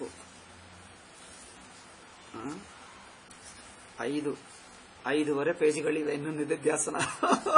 ತುಂಬಾ ಇದೆ. ಸ್ವಾಮೀಜಿ ತುಂಬಾ ಹೇಳ್ತಾರೆ. ತತ್ಕಿಂ ಇಹ ಸರ್ವಥಾಪಿ ಪಾತಂಜಲ ಯೋಗಸ್ಯ ಅನಾದರಣಮೇವ ಕ್ರಿಯತೆ. ಶಿಷ್ಯ ಏನು ಪ್ರಶ್ನೆ ಮಾಡ್ತಾ ಇದ್ದಾನೋ ಗೊತ್ತಾ? ಯೋಗ ಯೋಗ ಯೋಗ ಎಂದು ಇಡೀ ಪ್ರಪಂಚದಲ್ಲಿ ಪ್ರಸಿದ್ಧ. ನಮ್ಮ ಸರ್ಕಾರ ಇದಕ್ಕೆ ಯೋಗ ಡೇ, ಪ್ರಪಂಚದಲ್ಲಿ ವರ್ಷಕ್ಕೆ 1 ಸಲ ಯೋಗ ದಿವಸ ಎಂದು ಪ್ರಕಟ ಮಾಡಿದ್ದಾರೆ. ಇಡೀ ಪ್ರಪಂಚ ಈ ಕಾಲದಲ್ಲಿ ಯೋಗ ಮಾಡ್ತಾ ಇದೆ ಅಲ್ಲವೇ? ಮುಸ್ಲಿಮರು, ಕ್ರಿಸ್ತ ಜನರು ಪ್ರಪಂಚದಲ್ಲಿ ಯೋಗವನ್ನು ಆಚರಿಸದೆ ದೇಶವೇ ಇಲ್ಲ ಪ್ರಪಂಚದಲ್ಲಿ. ಅಬ್ಬಾ, ಇಡೀ ಪ್ರಪಂಚಕ್ಕೆ ಯೋಗ ಆಗಿಬಿಟ್ಟಿದೆ. ಅಷ್ಟು ಯೋಗ ಆಗಿಬಿಟ್ಟಿದೆ. ಎಲ್ಲರೂ ಯೋಗ. ಇವನ್ ಪಾಕಿಸ್ತಾನಲ್ಲಿ ಯೋಗ ಮಾಡ್ತಾರೆ ಗೊತ್ತಾ? ಎಲ್ಲಾ ಕಡೆ, ಬಾಂಗ್ಲಾದೇಶನಲ್ಲಿ, ಪಾಕಿಸ್ತಾನಲ್ಲಿ ಯೋಗವು ಮಾಡದೇ ಇರುವರು ಯಾವ ದೇಶ ಇಲ್ಲ. ಅರೇಬಿಯಾ ದೇಶಗಳು, ಮುಸ್ಲಿಂ ದೇಶಗಳು, ಕ್ರಿಸ್ತ ದೇಶಗಳು, ಎಲ್ಲ ದೇಶಗಳು ಮಾಡ್ತಾರೆ. ಯೋಗ ಮಾಡದೇ ಇರುವರಿಲ್ಲ. ಆದ್ದರಿಂದ ಈ ಶಿಷ್ಯ ಪ್ರಶ್ನೆ ಮಾಡ್ತಾ ಇದ್ದಾನೆ, ಪ್ರಪಂಚದಲ್ಲಿ ಎಲ್ಲರೂ ಯೋಗ ಮಾಡ್ತಾ ಇದ್ದಾರೆ. ಪತಂಜಲಿ ಎಂದು ನಮ್ಮ ಒಬ್ಬ ಸ್ವಾಮಿ ಒಂದು ಬಾಬಾನೇ ಪತಂಜಲಿ ಹೆಸರಿನಲ್ಲಿ ಪ್ರಸಿದ್ಧವಾಗಿ ಬಿಟ್ಟ. ಅಂಥದ್ದು ಪತಂಜಲಿ ಯೋಗ ಅಂದ್ರೆ ಎಷ್ಟು ಜನರು ಭಾರತ ದೇಶದಲ್ಲಿ ಯೋಗ ಹೇಳ್ತಾರೆ. ನೀವೇನೋ ಹೇಳ್ತಾ ಇದ್ದೀರಿ, ಪತಂಜಲಿ ಯೋಗಕ್ಕಿಂತ ವೇದಾಂತದು ಇದೇನೋ ವೈದಿಕ ಯೋಗ ಅಥವಾ ವೇದಾಂತ ಯೋಗ ಬೇರೆ ಎಂದು ಹೇಳಿದ್ದೀರಿ. ಬೇರೆ ಅಂದ್ರೆ ಆಯ್ತು, ಅರ್ಥವಾಯಿತು ನಮಗೆ. ಪತಂಜಲಿ ಯೋಗದಿಂದ ಏನಾದರೂ ಎಷ್ಟು ಅಂಶ, ಎಷ್ಟರ ಮಟ್ಟಿಗೆ ಅದನ್ನು ನಮ್ಮ ವೇದಾಂತ ಯೋಗಕ್ಕೆ ಸೇರಿಸಿಕೊಳ್ಳಬಹುದು? ಏನು ಸೇರಿಸಕ್ಕಾಗಲ್ಲವ. ಪೂರ್ತಿ ಪತಂಜಲಿ ಯೋಗ ಬಿಡಬೇಕಾ ಏನು? ಅಯ್ಯೋ, ಹಾಗೆ ಬಿಟ್ಟರೆ ನಮ್ಮ ಮೊನ್ನೆ ಯೋಗ ದಿವಸ ಹೇಳಿದ್ದರಲ್ಲ, ಯೋಗ ಡೇ, ಅದೆಲ್ಲ ವ್ಯರ್ಥವಾಗುತ್ತದೆ. ಪತಂಜಲಿ ಯೋಗದಿಂದ ಎಷ್ಟರ ಮಟ್ಟಿಗೆ ಎಷ್ಟು ಅಂಶವನ್ನು ನಾವು ವೇದಾಂತ ಯೋಗಕ್ಕೆ ಸೇರಿಸಿಕೊಳ್ಳಬಹುದು? ಶಿಷ್ಯನ ಪ್ರಶ್ನೆ. ತತ್ಕಿಮಿಹ ಸರ್ವಥಾಪಿ ಪಾತಂಜಲ ಯೋಗಸ್ಯ ಅನಾದರಣಮೇವ. ಪಾತಂಜಲ ಯೋಗವನ್ನು ಪೂರ್ತಿಯಾಗಿ ಬಿಟ್ಟೇ ಬಿಡುವುದಾ? ಕೈ ಬಿಡುವುದೇನಾ? ಏನಿಲ್ಲವೇ ಇಲ್ಲವಾ? ಏನು ತಗೊಳ್ಳಕ್ಕಾಗಲ್ಲವಾ? ಗುರುಗಳು ಹೇಳ್ತಾನೆ, ಹಾಗೇನಲ್ಲಪ್ಪ. ನಾ ಪರಮತಮ ಪ್ರತಿಷಿದ್ಧಂ ಅನುಮತಂ ಭವತಿ. ಇನ್ನೊಬ್ಬರ ಸಿದ್ಧಾಂತ, ಇನ್ನೊಬ್ಬ ದರ್ಶನಗಳು ನಮಗೇನಿವೆ? ನ್ಯಾಯ ದರ್ಶನ ಇದೆ, ವೈಶೇಷಿಕ ದರ್ಶನ ಇದೆ, ಸಾಂಖ್ಯ ಇದೆ, ಪಾತಂಜಲ ಯೋಗ ಇದೆ, ಪೂರ್ವಮೀಮಾಂಸಾ ಇದೆ, ನಂತರ ದ್ವೈತ ಇದೆ, ವಿಶಿಷ್ಟಾದ್ವೈತ ಇದೆ, ಶೈವ ಇದೆ, ನಿಂಬಾರ್ಕ, ವಲ್ಲಭ, ಏನೇನೋ ಬಗೆ ಬಗೆ ಜನರಿದ್ದಾರೆ. ಯಾರು ಯಾರು ಏನೇ ಹೇಳಲಿ, ಅವರು ಹೇಳಿದ್ದನ್ನು ನಾವು ಶಾಸ್ತ್ರದೃಷ್ಟಿ, ಅನುಭವ ದೃಷ್ಟಿ, ಯುಕ್ತಿ ಮೂರಿಂದ ನಾವು ವಿವೇಕ ಮಾಡ್ತೀವಿ. ಪ್ರಪಂಚದಲ್ಲಿ ಯಾವ ಮತ, ಯಾವ ಸಿದ್ಧಾಂತ ಯಾವುದೇ ಇರಲಿ ಎಲ್ಲವನ್ನೂ ನಾವು ಗಮನಿಸ್ತೀವಿ. ಯಾವ ದೃಷ್ಟಿದಿಂದ? ಶ್ರುತಿ, ಯುಕ್ತಿ, ಅನುಭವ. ಶ್ರುತಿ ಅಂದರೆ ನಮ್ಮ ಪ್ರತ್ಯಕ್ಷಾದಿ ಪ್ರಮಾಣಗಳಿಗೆ ತಿಳಿಯದೇ ಇರುವಂತದ್ದು ಶ್ರುತಿ ತಿಳಿಸುತ್ತದೆ, ಅತೀತ ಪ್ರಮಾಣ. ಅದರಿಂದ ಶ್ರುತಿ ನೋಡ್ತೀವಿ, ಅನುಭವ ನೋಡ್ತೀವಿ, ಯುಕ್ತಿ ನೋಡ್ತೀವಿ. ಶ್ರುತಿ, ಯುಕ್ತಿ, ಅನುಭವ. ಯುಕ್ತಿಗೆ ಹೊಂದಬೇಕು, ಶ್ರುತಿಗೆ ಅನುಕೂಲವಾಗಬೇಕು, ಮತ್ತೆ ಅನುಭವಕ್ಕೆ ಅನುಕೂಲವಾಗಬೇಕು. ನಮ್ಮ ಅನುಭವದಲ್ಲೇ ಕೊನೆಗಾಣಬೇಕೇ ಹೊರತು ಅನುಭವ ವಿರುದ್ಧವಾಗದು ಯಾವುದೂ ಇರಬಾರದು. ಹೀಗೆ ಶ್ರುತಿ, ಯುಕ್ತಿ, ಅನುಭವ ಈ ಮೂರುಗಳಿಂದ ಎಲ್ಲಾ ದರ್ಶನಗಳನ್ನು ಪರೀಕ್ಷೆ ಮಾಡಬೇಕು. ಇಸ್ಲಾಂ ಕ್ರಿಸ್ತು ಮತವೂ ಮಾಡಬಹುದು, ಆರ್ಯ ಸಮಾಜವೂ ಮಾಡಬಹುದು, ಯಾವುದೇ ನಮಗೇನು ವಿರೋಧವಿಲ್ಲ. ಓದಬಾರದು ಎಂದು ನಾವೇನು ಹೇಳಲ್ಲ, ಬೈಬಲ್ ಕುರಾನ್ ಓದಬೇಡ ಎಂದು ಹೇಳಲ್ಲ. ನಾವು ಓದುವಾಗ ಒಂದು ಅಳತೆ ಇಟ್ಟುಕೊಂಡು ಓದು. ಶ್ರುತಿ, ಯುಕ್ತಿ, ಅನುಭವ. ನಮ್ಮ ಜನರಿಗೆ ಶ್ರುತಿ ಗೊತ್ತಿಲ್ಲ, ಯುಕ್ತಿ ಗೊತ್ತಿಲ್ಲ, ಅನುಭವ ಗೊತ್ತಿಲ್ಲ. ಅದರಿಂದ ಯಾವುದು ಓದಿದ್ದರೋ ಯಾವುದು ಒಳ್ಳೆಯದು, ಯಾವುದು ಕೆಟ್ಟದ್ದು ಗೊತ್ತೇ ಆಗ್ತಾ ಇಲ್ಲ. ಆ ಕನ್ಫ್ಯೂಷನ್. ಅದರಿಂದ ಯಾರ್ಯಾರೋ ಓದಕ್ಕಾಗಲ್ಲ. ಸ್ವಲ್ಪ ನಮ್ಮ ಶಾಸ್ತ್ರ ಗೊತ್ತಿರುವವರು, ಶಾಸ್ತ್ರೀಯ ದೃಷ್ಟಿ ಗೊತ್ತಿರುವವರು, ಶ್ರುತಿ, ಯುಕ್ತಿ, ಅನುಭವ ಗೊತ್ತಿರುವವರು ಮಾತಾಡಬೇಕು. ಅವರು ಓದಬೇಕು, ಅರ್ಥವಾಗ್ತದೆ. ಅದರಿಂದ ಗುರುಮುಖದಿಂದ ಓದು. ಶ್ರುತಿ, ಯುಕ್ತಿಗಳೆಂಬ ಮೂರು ಸಾಧನೆಗಳನ್ನಿಟ್ಟುಕೊಂಡು ಪ್ರಪಂಚದಲ್ಲಿ ಎಷ್ಟು ಮತಗಳು, ಎಷ್ಟು ದರ್ಶನಗಳು, ಎಷ್ಟು ಸಾಧನಗಳಿವೆಯೋ ಎಲ್ಲ ಪರೀಕ್ಷೆ ಮಾಡು. ಯಾವುದು ಶ್ರುತಿಗೆ, ಯುಕ್ತಿಗೆ, ಅನುಭವಕ್ಕೆ ಹೊಂದುಗಡೆಯಾಗುತ್ತದೋ ಅದು ಸ್ವೀಕಾರ. ಯಾವುದು ಶ್ರುತಿ ವಿರುದ್ಧವಾಗುತ್ತದೋ, ಶ್ರುತಿ ವಿರುದ್ಧ ಅಥವಾ ಯುಕ್ತಿಗೆ ವಿರುದ್ಧ, ಅನುಭವಕ್ಕೆ ವಿರುದ್ಧ, ಅದು ಏನಾಗುತ್ತದೆ? That becomes refuted, condemned. ಅದು ರೆಫ್ಯೂಟ್ ಆಗಿಬಿಡುತ್ತದೆ, ಅಂದರೆ ಖಂಡಿಸಲ್ಪಡುತ್ತದೆ, ತಪ್ಪೆಂದು ಗೊತ್ತಾಗ್ತದೆ ಅಲ್ಲವೇ? ಅದು ತಪ್ಪೆಂದು ಗೊತ್ತಾಗ್ತದೆ. ಶ್ರುತಿ ವಿರುದ್ಧ, ಯುಕ್ತಿ ವಿರುದ್ಧ, ಅನುಭವ ವಿರುದ್ಧವಾಗಿದ್ದು ತಪ್ಪೆಂದು ಗೊತ್ತಾಗ್ತದೆ. ಅದರಿಂದ ಇಲ್ಲಿ ಒಂದು ಭಾಷ್ಯಕಾರರ ವಾಕ್ಯವನ್ನು ಇಲ್ಲಿ ಉದಾಹರಿಸ್ತಾ ಇದ್ದಾರೆ ಸ್ವಾಮೀಜಿ. ಪರಮತಂ, ನಮ್ಮ ಮತ ಅಂದ್ರೇನು? ನಾವು ಉಪನಿಷತ್ತನ್ನು ಇಟ್ಕೊಂಡು ಯುಕ್ತಿಗೆ ಅನುಗುಣವಾಗಿ, ಅನುಭವಕ್ಕೆ ಅನುಗುಣವಾಗಿ ನಾವು ಶಂಕರರದು ಯಾವ ಮತ? ಉಪನಿಷತ್ತಿನ ಮತ. ಮತ ಅಂದ್ರೆ ಸಿದ್ಧಾಂತ. ಉಪನಿಷತ್ತುಗಳನ್ನೇ ಅಥವಾ ಪ್ರಸ್ಥಾನತ್ರಯಿ ಮತ. ಉಪನಿಷತ್ತುಗಳು, ಭಗವದ್ಗೀತಾ, ಬ್ರಹ್ಮಸೂತ್ರ ಈ ಮೂರನ್ನಿಟ್ಟುಕೊಂಡು ಶಂಕರರು ತಮ್ಮ ಸಿದ್ಧಾಂತವನ್ನು ರಚನೆ ಮಾಡಿಕೊಂಡರು. ಆದ್ದರಿಂದ ಸಾಧನಾ ಸಿದ್ಧಾಂತ ಎಲ್ಲ ಈ ಮೂರು ಪ್ರಸ್ಥಾನ. ಶಂಕರರದು ಯಾವುದು ಅಂದ್ರೆ ಪ್ರಸ್ಥಾನತ್ರಯ ಸಿದ್ಧಾಂತ ಅಲ್ಲವೇ? ಒಬ್ಬೊಬ್ಬರು ನಮ್ಮದು ಯಾವುದು ಅಂದ್ರೆ ಸನಾತನ ಧರ್ಮ ಹೇಳ್ತಾರೆ. ಹೌದು, ನಮ್ಮದು ಸನಾತನ ಧರ್ಮ.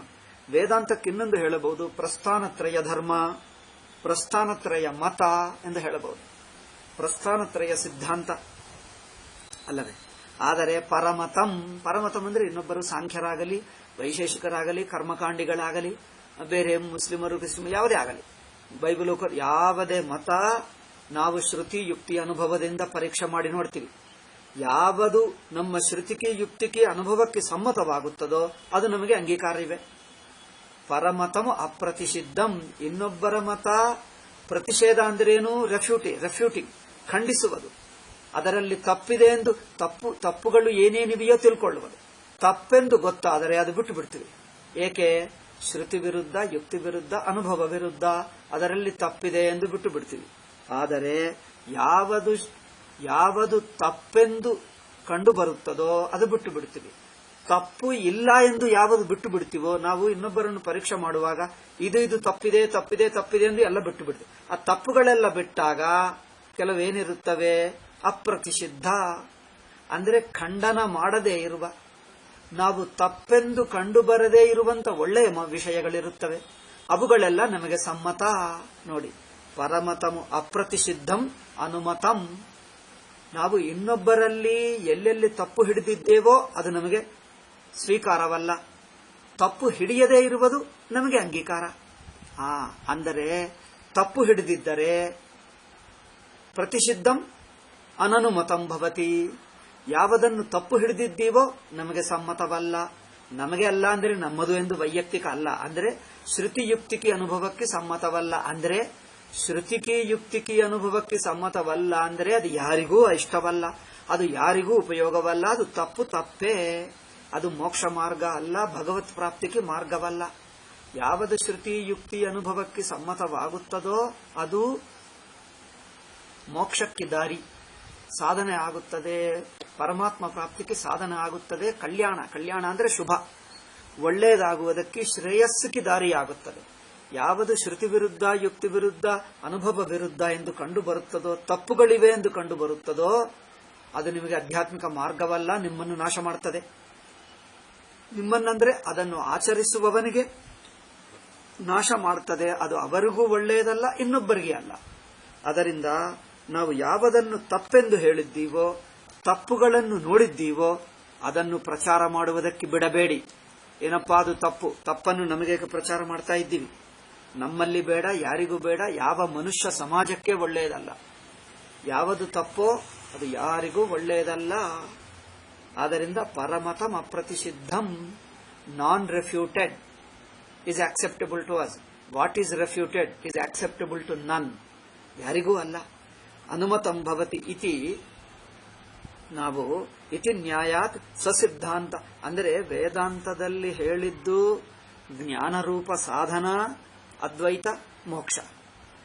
ಯೋಗದಲ್ಲಿ ಉಪಾಸನದಲ್ಲಿ ಉಪಾಸನ ರೂಪ ಸಾಧನ, ಅದಕ್ಕೆ ಬ್ರಹ್ಮಲೋಕ, ಇನ್ನೇನೋ ಬಗೆ ಬಗೆ ಸಾಧನ ಫಲಗಳಿವೆ.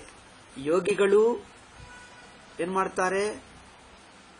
ಅವ್ಯಕ್ತಕ್ಕೆ ಹೋಗುತ್ತಾರೆ, ಪ್ರಪಂಚವನ್ನು ಬಿಡಿಸ್ತಾರೆ. ಅವ್ಯಕ್ತಾದಿ ಸ್ಥಾವರ ಅಂತ ಭಾಷ್ಯಕಾರರು ಹೇಳ್ತಾರೆ. ಯೋಗಿಗಳಲ್ಲಿ ಸವಿಕಲ್ಪ ಸಮಾಧಿ ಪಡ್ಕೊಂಡರೆ ಅವರು ಬ್ರಹ್ಮಲೋಕಕ್ಕೆ ಹೋಗ್ತಾರೆ. ಸಾಮಾನ್ಯವಾಗಿ ಯೋಗಿಗಳು ಬ್ರಹ್ಮಲೋಕ ಎಂದು ಹೇಳಲ್ಲ, ಅವರು ಬ್ರಹ್ಮಲೋಕ ಹೇಳಲ್ಲ. ಅದರಿಂದ ಯೋಗದ ಗುರಿ, ಯೋಗದ ಮೋಕ್ಷವನ್ನು ನೋಡಿದ್ದರೆ ಅದು ಅದ್ವೈತ ಮೋಕ್ಷ ಅಲ್ಲ, ಹಿರಣ್ಯ ಗರ್ಭದ ಮೋಕ್ಷ ಅಲ್ಲ, ವೈಕುಂಠ ಸಾಲೋಕ್ಯ ಸಾರೂಪ್ಯ ಸಾಮೀಪ್ಯ ಎಂದವರು ಹೇಳಲ್ಲ. ಯೋಗಿಗಳು, ಸಾಂಖ್ಯರು ಯೋಗಿಗಳು ವೈಕುಂಠಕ್ಕೆ ಹೋಗಿ, ವೈಕುಂಠ ಕೈಲಾಸ ಬ್ರಹ್ಮಲೋಕಕ್ಕೆ ಹೋಗಿ ಸಾರೂಪ್ಯ ಸಾಲೂಪ್ಯ ಸಾರೂಪ್ಯ ಸಾಲೋಕ್ಯಾದಿ ವೈಕುಂಠ ಪ್ರಾಪ್ತಿಯೂ ಹೇಳಲ್ಲ, ಸಗುಣ ಬ್ರಹ್ಮ ಪ್ರಾಪ್ತಿ. ಅಥವಾ ಅದ್ವೈತಿಗಳು ಹೇಳುವ ಹಾಗೆ ಕೇವಲ ಅದ್ವಿತೀಯ ನಿರ್ಗುಣ ಬ್ರಹ್ಮ ಇಲ್ಲ. ಈ ಮಧ್ಯದಲ್ಲಿ ಎಲ್ಲಿದೆ ಅಂದರೆ ನನಗೆ ಅನಿಸುತ್ತಾ ಇದೆ, ಎಲ್ಲಿ ನನಗೆ ಕಂಡು ಬಂದಿಲ್ಲ. ಒಂದು ಅವ್ಯಕ್ತಾದಿ ಸ್ಥಾವರ ಅಂತ ಎಂದು ಹೇಳ್ತಾರೆ. ಬ್ರಹ್ಮಾಂಡಕ್ಕೆ ಅತೀತವಾಗಿರುವ ಒಂದು ಸ್ಥಿತಿ ಇದೆ ಎಂದು ಬೃಹದಾರಣ್ಯಕ ಭಾಷ್ಯದಲ್ಲೋ ಸೂತ್ರ ಭಾಷ್ಯದಲ್ಲೋ ಎಲ್ಲೋ ನೆನಪಿಲ್ಲ. ಭಾಷ್ಯಕಾರರು ಬ್ರಹ್ಮಾಂಡಕ್ಕೆ ಅತೀತವಾದ ಒಂದು ಗತಿ ಇದೆ. ಮತ್ತೆ ಕಠೋಪನಿಷತ್ತಿನಲ್ಲಿ ಪರೀಕ್ಷಲೋಕಾನ್ ಕರ್ಮಚಿತಾನ್ ಬ್ರಾಹ್ಮಣ ಈ ಮಂತ್ರ ಮೇಲೆ ವ್ಯಾಖ್ಯಾನ ಮಾಡುವಾಗ ಭಾಷ್ಯಕಾರರು ಹೇಳ್ತಾರೆ ಅವ್ಯಕ್ತಾದಿ ಸ್ಥಾವರಾಂತ ಗತಿ ಎಂದು ಹೇಳುತ್ತಾರೆ. ಅವ್ಯಕ್ತವು ಗತಿಯಾಗುತ್ತದೋ? ಹೌದು, ಗತಿಯಾಗುತ್ತದೆ. ಅವ್ಯಕ್ತಾದಿ ಸ್ಥಾವರಾಂತ ಗತಿ ಎಂದು ಹೇಳ್ತಾರೆ. ಅವ್ಯಕ್ತಾದಿ ಸ್ಥಾವರಾಂತ ಗತಿ. ಮತ್ತೆ ಈಶಾವಾಸ್ಯೋಪನಿಷತ್ತಿನಲ್ಲಿ ಅದೇನು ಹೇಳ್ತಾರೆ? ಸಂಭೂತಿ ಅಸಂಭೂತಿ ಉಪಾಸನ ಅಂದ್ರೆ ಅವ್ಯಕ್ತೋಪಾಸನ ಅಲ್ಲಿ ಹೇಳ್ತಾರೆ. ಈ 2-3 ಸಂದರ್ಭಗಳನ್ನು ನೋಡಿದರೆ ಅವ್ಯಕ್ತ ಎಂಬ ಒಂದು ಗತಿ ಇದೆ. ಅವ್ಯಕ್ತ ಒಂದು ಗತಿ ಇದೆ, ಅದು ವೈಕುಂಠಕ್ಕಿಂತ ಸ್ವಲ್ಪ ಬೇರೆ ಮಟ್ಟ. ವೈಕುಂಠವೇ, ಬಟ್ ವೈಕುಂಠದಕ್ಕಿಂತ ಸ್ಲೈಟ್ಲಿ ಡಿಫರೆಂಟ್. ಅದು ಈ ಯೋಗ ಸಾಂಖ್ಯಗಳಿಗೆ ಸಿಕ್ಕುತ್ತದೆ ಅನಿಸುತ್ತಾ ಇದೆ. ಏನದು? ಅದೇ ನಿರ್ವಿಕಲ್ಪ ಸಮಾಧಿಯೋ ಏನೋ. ಈಗ ನಿರ್ವಿಕಲ್ಪ ಸಮಾಧಿ ಪಡ್ಕೊಂಡರಲ್ಲ, ಶರೀರ ಬಿಟ್ಟ ನಂತರನೂ ಅದೇ ನಿರ್ವಿಕಲ್ಪ ಸಮಾಧಿಯಲ್ಲೇ, ಸೂಕ್ಷ್ಮ ಶರೀರ ನಿರ್ವಿಕಲ್ಪ ಸಮಾಧಿಯಲ್ಲೇ ಮುಳುಗಿರುತ್ತದೆ. ಎಷ್ಟೋ ವರ್ಷ ಇರುತ್ತದೆ ಆ ನಿರ್ವಿಕಲ್ಪ ಸಮಾಧಿಯಲ್ಲಿ, ಆನಂದವಾಗಿರುತ್ತಾರೆ. ಎಷ್ಟೋ ವರ್ಷಗಟ್ಲ, ಎಷ್ಟು ಕಲ್ಪಾಂತ ಇರಬಹುದು ಗೊತ್ತಿಲ್ಲ. ಆದರೆ ಮನಸ್ಸು ಪೂರ್ತಿ ಮಿಥ್ಯ ಆಗಲಿಲ್ಲ ಅವರಿಗೆ. ಆದ್ದರಿಂದ ಎಷ್ಟು ವರ್ಷ ಎಷ್ಟು ಕಲ್ಪಗಳಿರುತ್ತಾರೆ ಮತ್ತೆ ಹೊರಗೆ ಬರ್ತಾರೆ. ಆದರೆ ಅವರಿಗೆ ಗತಿ ಮಾತ್ರ ಪ್ರಸ್ಥಾನತ್ರಯಿಯಲ್ಲಿ ಹೇಳಿದ್ದು ಕಂಡು ಬರಲ್ಲ. ಗತಿ ಅಂದರೆ ಶರೀರ ಬಿಟ್ಟ ನಂತರ ಅವ್ಯಕ್ತಕ್ಕೆ ದಾರಿ ಹೇಳಲಿಲ್ಲ. ಉತ್ತರಾಯಣ ದಕ್ಷಿಣಾಯಣ ಹೇಳಿದ ಹಾಗೆ ಅವರಿಗೆ ಉತ್ತರಾಯಣ ಎಂದು ದಾರಿಯನ್ನು ಹೇಳಲಿಲ್ಲ. ಅದರಿಂದ ಏನನ್ಸುತ್ತಾ ಇದೆ ಅಂದರೆ ನನಗಿದು ಕಲ್ಪನಾ, ಯಾಕಂದ್ರೆ ಇರಬಹುದು ಎನ್ನುವುದು. ಎಲ್ಲೇನೂ ದಾರಿ ಕಂಡು ಬರಲ್ಲ. ಸ್ಥೂಲ ಶರೀರ ಬಿಟ್ಟರೆ, ಐ ಥಿಂಕ್ ನಾನು ಸಾಂಖ್ಯ ಓದ್ತೀನಿ, ಸಾಂಖ್ಯ ಯೋಗರ ಮೋಕ್ಷ ಏನು. ಸಾಂಖ್ಯರಿಗೆ ಯೋಗಿಗಳಿಗೆ ಮೋಕ್ಷವೇನು ಎನ್ನುವುದು ನಾನು ಮೊದಲು ಪುಸ್ತಕ ನೋಡಬಹುದಿತ್ತು, ನಾನು ಪಾಠ ಆದ ನಂತರ ನೋಡ್ತೀನಿ, ನಾಳೆ ಹೇಳ್ತೀನಿ. ಆದರೆ ಸ್ಥೂಲ ಶರೀರ ಬಿಟ್ಟರೆ ಈಗ ಅವರಿಗೆ ದಾರಿ ಇಲ್ಲ. ಏಕೆ? ಅವ್ಯಕ್ತ ಎಲ್ಲಾ ಕಡೆ ಇದೆ. ಪ್ರಪಂಚವು ಅವ್ಯಕ್ತವೇ, ಅವ್ಯಕ್ತದಲ್ಲೇ ತಾನೂ ಅವ್ಯಕ್ತದಲ್ಲೇ ಮುಳುಗಿ ಹೋಗಿ ಅವ್ಯಕ್ತ ರೂಪದಲ್ಲಿ ನಿಂತಿರುತ್ತಾನೆ. ಪ್ರಾಜ್ಞಪಾದದಲ್ಲೇ ಹೋಗ್ತಾನೆ ಹೊರತು ತುರಿಯ ಪಾದಕ್ಕೆ ಬರಲ್ಲ. ಪ್ರಾಜ್ಞಪಾದಕ್ಕೆ ಹೋದವನಿಗೆ ಏನಾಗುತ್ತದೆ? ಮತ್ತೆ ಪ್ರಪಂಚ ಬರುತ್ತದೆ. ತುರಿಯಕ್ಕೆ ಹೋದರೆ ಮತ್ತೆ ಬರಲ್ಲ ಅಲ್ಲವೇ? ಹಾಗೆ ಇವರದು ಸಾಂಖ್ಯರದು ಆ ಅವ್ಯಕ್ತ ಗತಿ ಇದೇನೋ ಅನ್ಸುತ್ತಾ ಇದೆ. ಏಕೆಂದ್ರೆ ಅವ್ಯಕ್ತಾದಿ ಸ್ಥಾವರಾಂತ ಎಂದು ಹೇಳಿದ್ದಾರೆ ಭಾಷ್ಯಕಾರ. ಓಕೆ, ಇತಿ ನ್ಯಾಯಾತ್ ಇತಿ. ಏಕೆಂದ್ರೆ ಅವರದನ್ನು ಸ್ವಲ್ಪ ಕಾಂಟ್ರಾಸ್ಟ್ಗೋಸ್ಕರ ಓದ್ತಾ ಇದ್ದೀವಿ ಹೊರತು ನಾವೇನು ಯೋಗವನ್ನೇ ಸಾಧನವಾಗಿಟ್ಕೊಂಡು ಹೇಳ್ತಾ ಇಲ್ಲ. ನಮ್ಮ ವೇದಾಂತಕ್ಕೆ ಹೋಲಿಕೆಗೋಸ್ಕರ ಹೇಳ್ತಾ ಇದ್ದೀವಿ. ಸೊ ಸಸಿದ್ಧಾಂತಾನುಕೂಲಂ ಸಾಂಖ್ಯ ಯೋಗಾದ್ಯುಪದಿಷ್ಟಮಪಿ ಸಾಧನಂ. ಅಂದರೆ ಈ ಪಾತಂಜಲ ಯೋಗದಲ್ಲಿ ಹೇಳಿರುವ ಅಷ್ಟಾಂಗ ಯೋಗ ಸಾಧನ, ಅಷ್ಟಾಂಗ ಯೋಗ ಇದೆ, ಭಕ್ತಿ ಇದೆ, ಕೆಲವು ಇಂದ್ರಿಯ ನಿಗ್ರಹ, ಮನೋ ನಿಗ್ರಹ, ವೈರಾಗ್ಯ, ಅಭ್ಯಾಸ ಇದೆ ನೋಡಿ. ಅಭ್ಯಾಸ ವೈರಾಗ್ಯ ಅಭ್ಯಾಂ ತನ್ನಿರೋಧ. ಅಭ್ಯಾಸ ವೈರಾಗ್ಯ ಹೇಳಿದೆಯಲ್ಲ, ಅಭ್ಯಾಸ ವೈರಾಗ್ಯ ಭಗವದ್ಗೀತದಲ್ಲಿದೆ ಅಲ್ಲವೇ? ಅಭ್ಯಾಸೇನತು ಕೌಂತೆಯ ವೈರಾಗ್ಯೇನ ಚ ಗೃಹ್ಯತೆ ಎಂಬುದು ಭಗವದ್ಗೀತಾ ಶ್ಲೋಕ. ಅಭ್ಯಾಸ ವೈರಾಗ್ಯ ಅಭ್ಯಾಂ ತನ್ನಿರೋಧ ಎಂಬುದು ಯೋಗಸೂತ್ರ, ಪಾತಂಜಲ ಯೋಗಸೂತ್ರ. ಹಾಗೆ ಕೆಲವು ಸೂತ್ರಗಳಲ್ಲಿ ಯಮ ನಿಯಮಗಳು ಅವರಿಗೂ ನಮಗೆ ಸಾಮ್ಯ.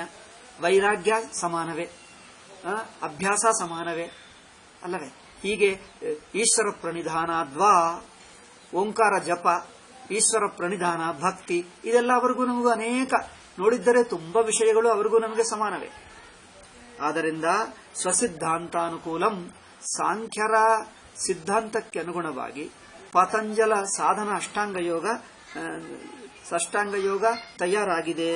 ಸಾಂಖ್ಯಯೋಗಾದ್ಯುಪದಿಷ್ಟಮಪಿ ಸಾಧನಂ ಅನುಮನ್ಯತೆ ಏವ. ಅಂದರೆ ವೇದಾಂತದ ಶ್ರವಣ ಮನನ ನಿಧಿಧ್ಯಾಸನ ರೂಪ ವೇದಾಂತ ಸಾಧನಕ್ಕೆ, ಅದ್ವಿತೀಯ ಬ್ರಹ್ಮಾನುಭವಕ್ಕೆ ಎಷ್ಟರ ಮಟ್ಟಿಗೆ ಉಪಯೋಗ ಆಗುತ್ತದೋ ಅಷ್ಟರ ಮಟ್ಟಿಗೆ ಅದು ತಗೊಳ್ತೀವಿ ನಾವು.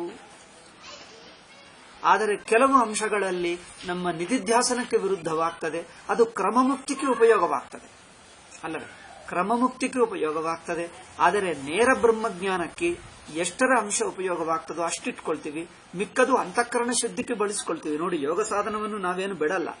ಯೋಗಿಗಳು ಹೇಳಿರುವ ಸಾಧನ, ಧಾರಣ, ಧ್ಯಾನ, ಸಮಾಧಿಗಳು ಅಂತಃಕರಣ ಶುದ್ಧಿಗೆ, ಏಕಾಗ್ರತೆಗೆ, ಮನಸ್ಸನ್ನು ಅತ್ಯಂತ ಶುದ್ಧಗೊಳಿಸುವುದಕ್ಕೆ ತುಂಬಾ ಉಪಯೋಗ ಮಾಡಬಹುದು.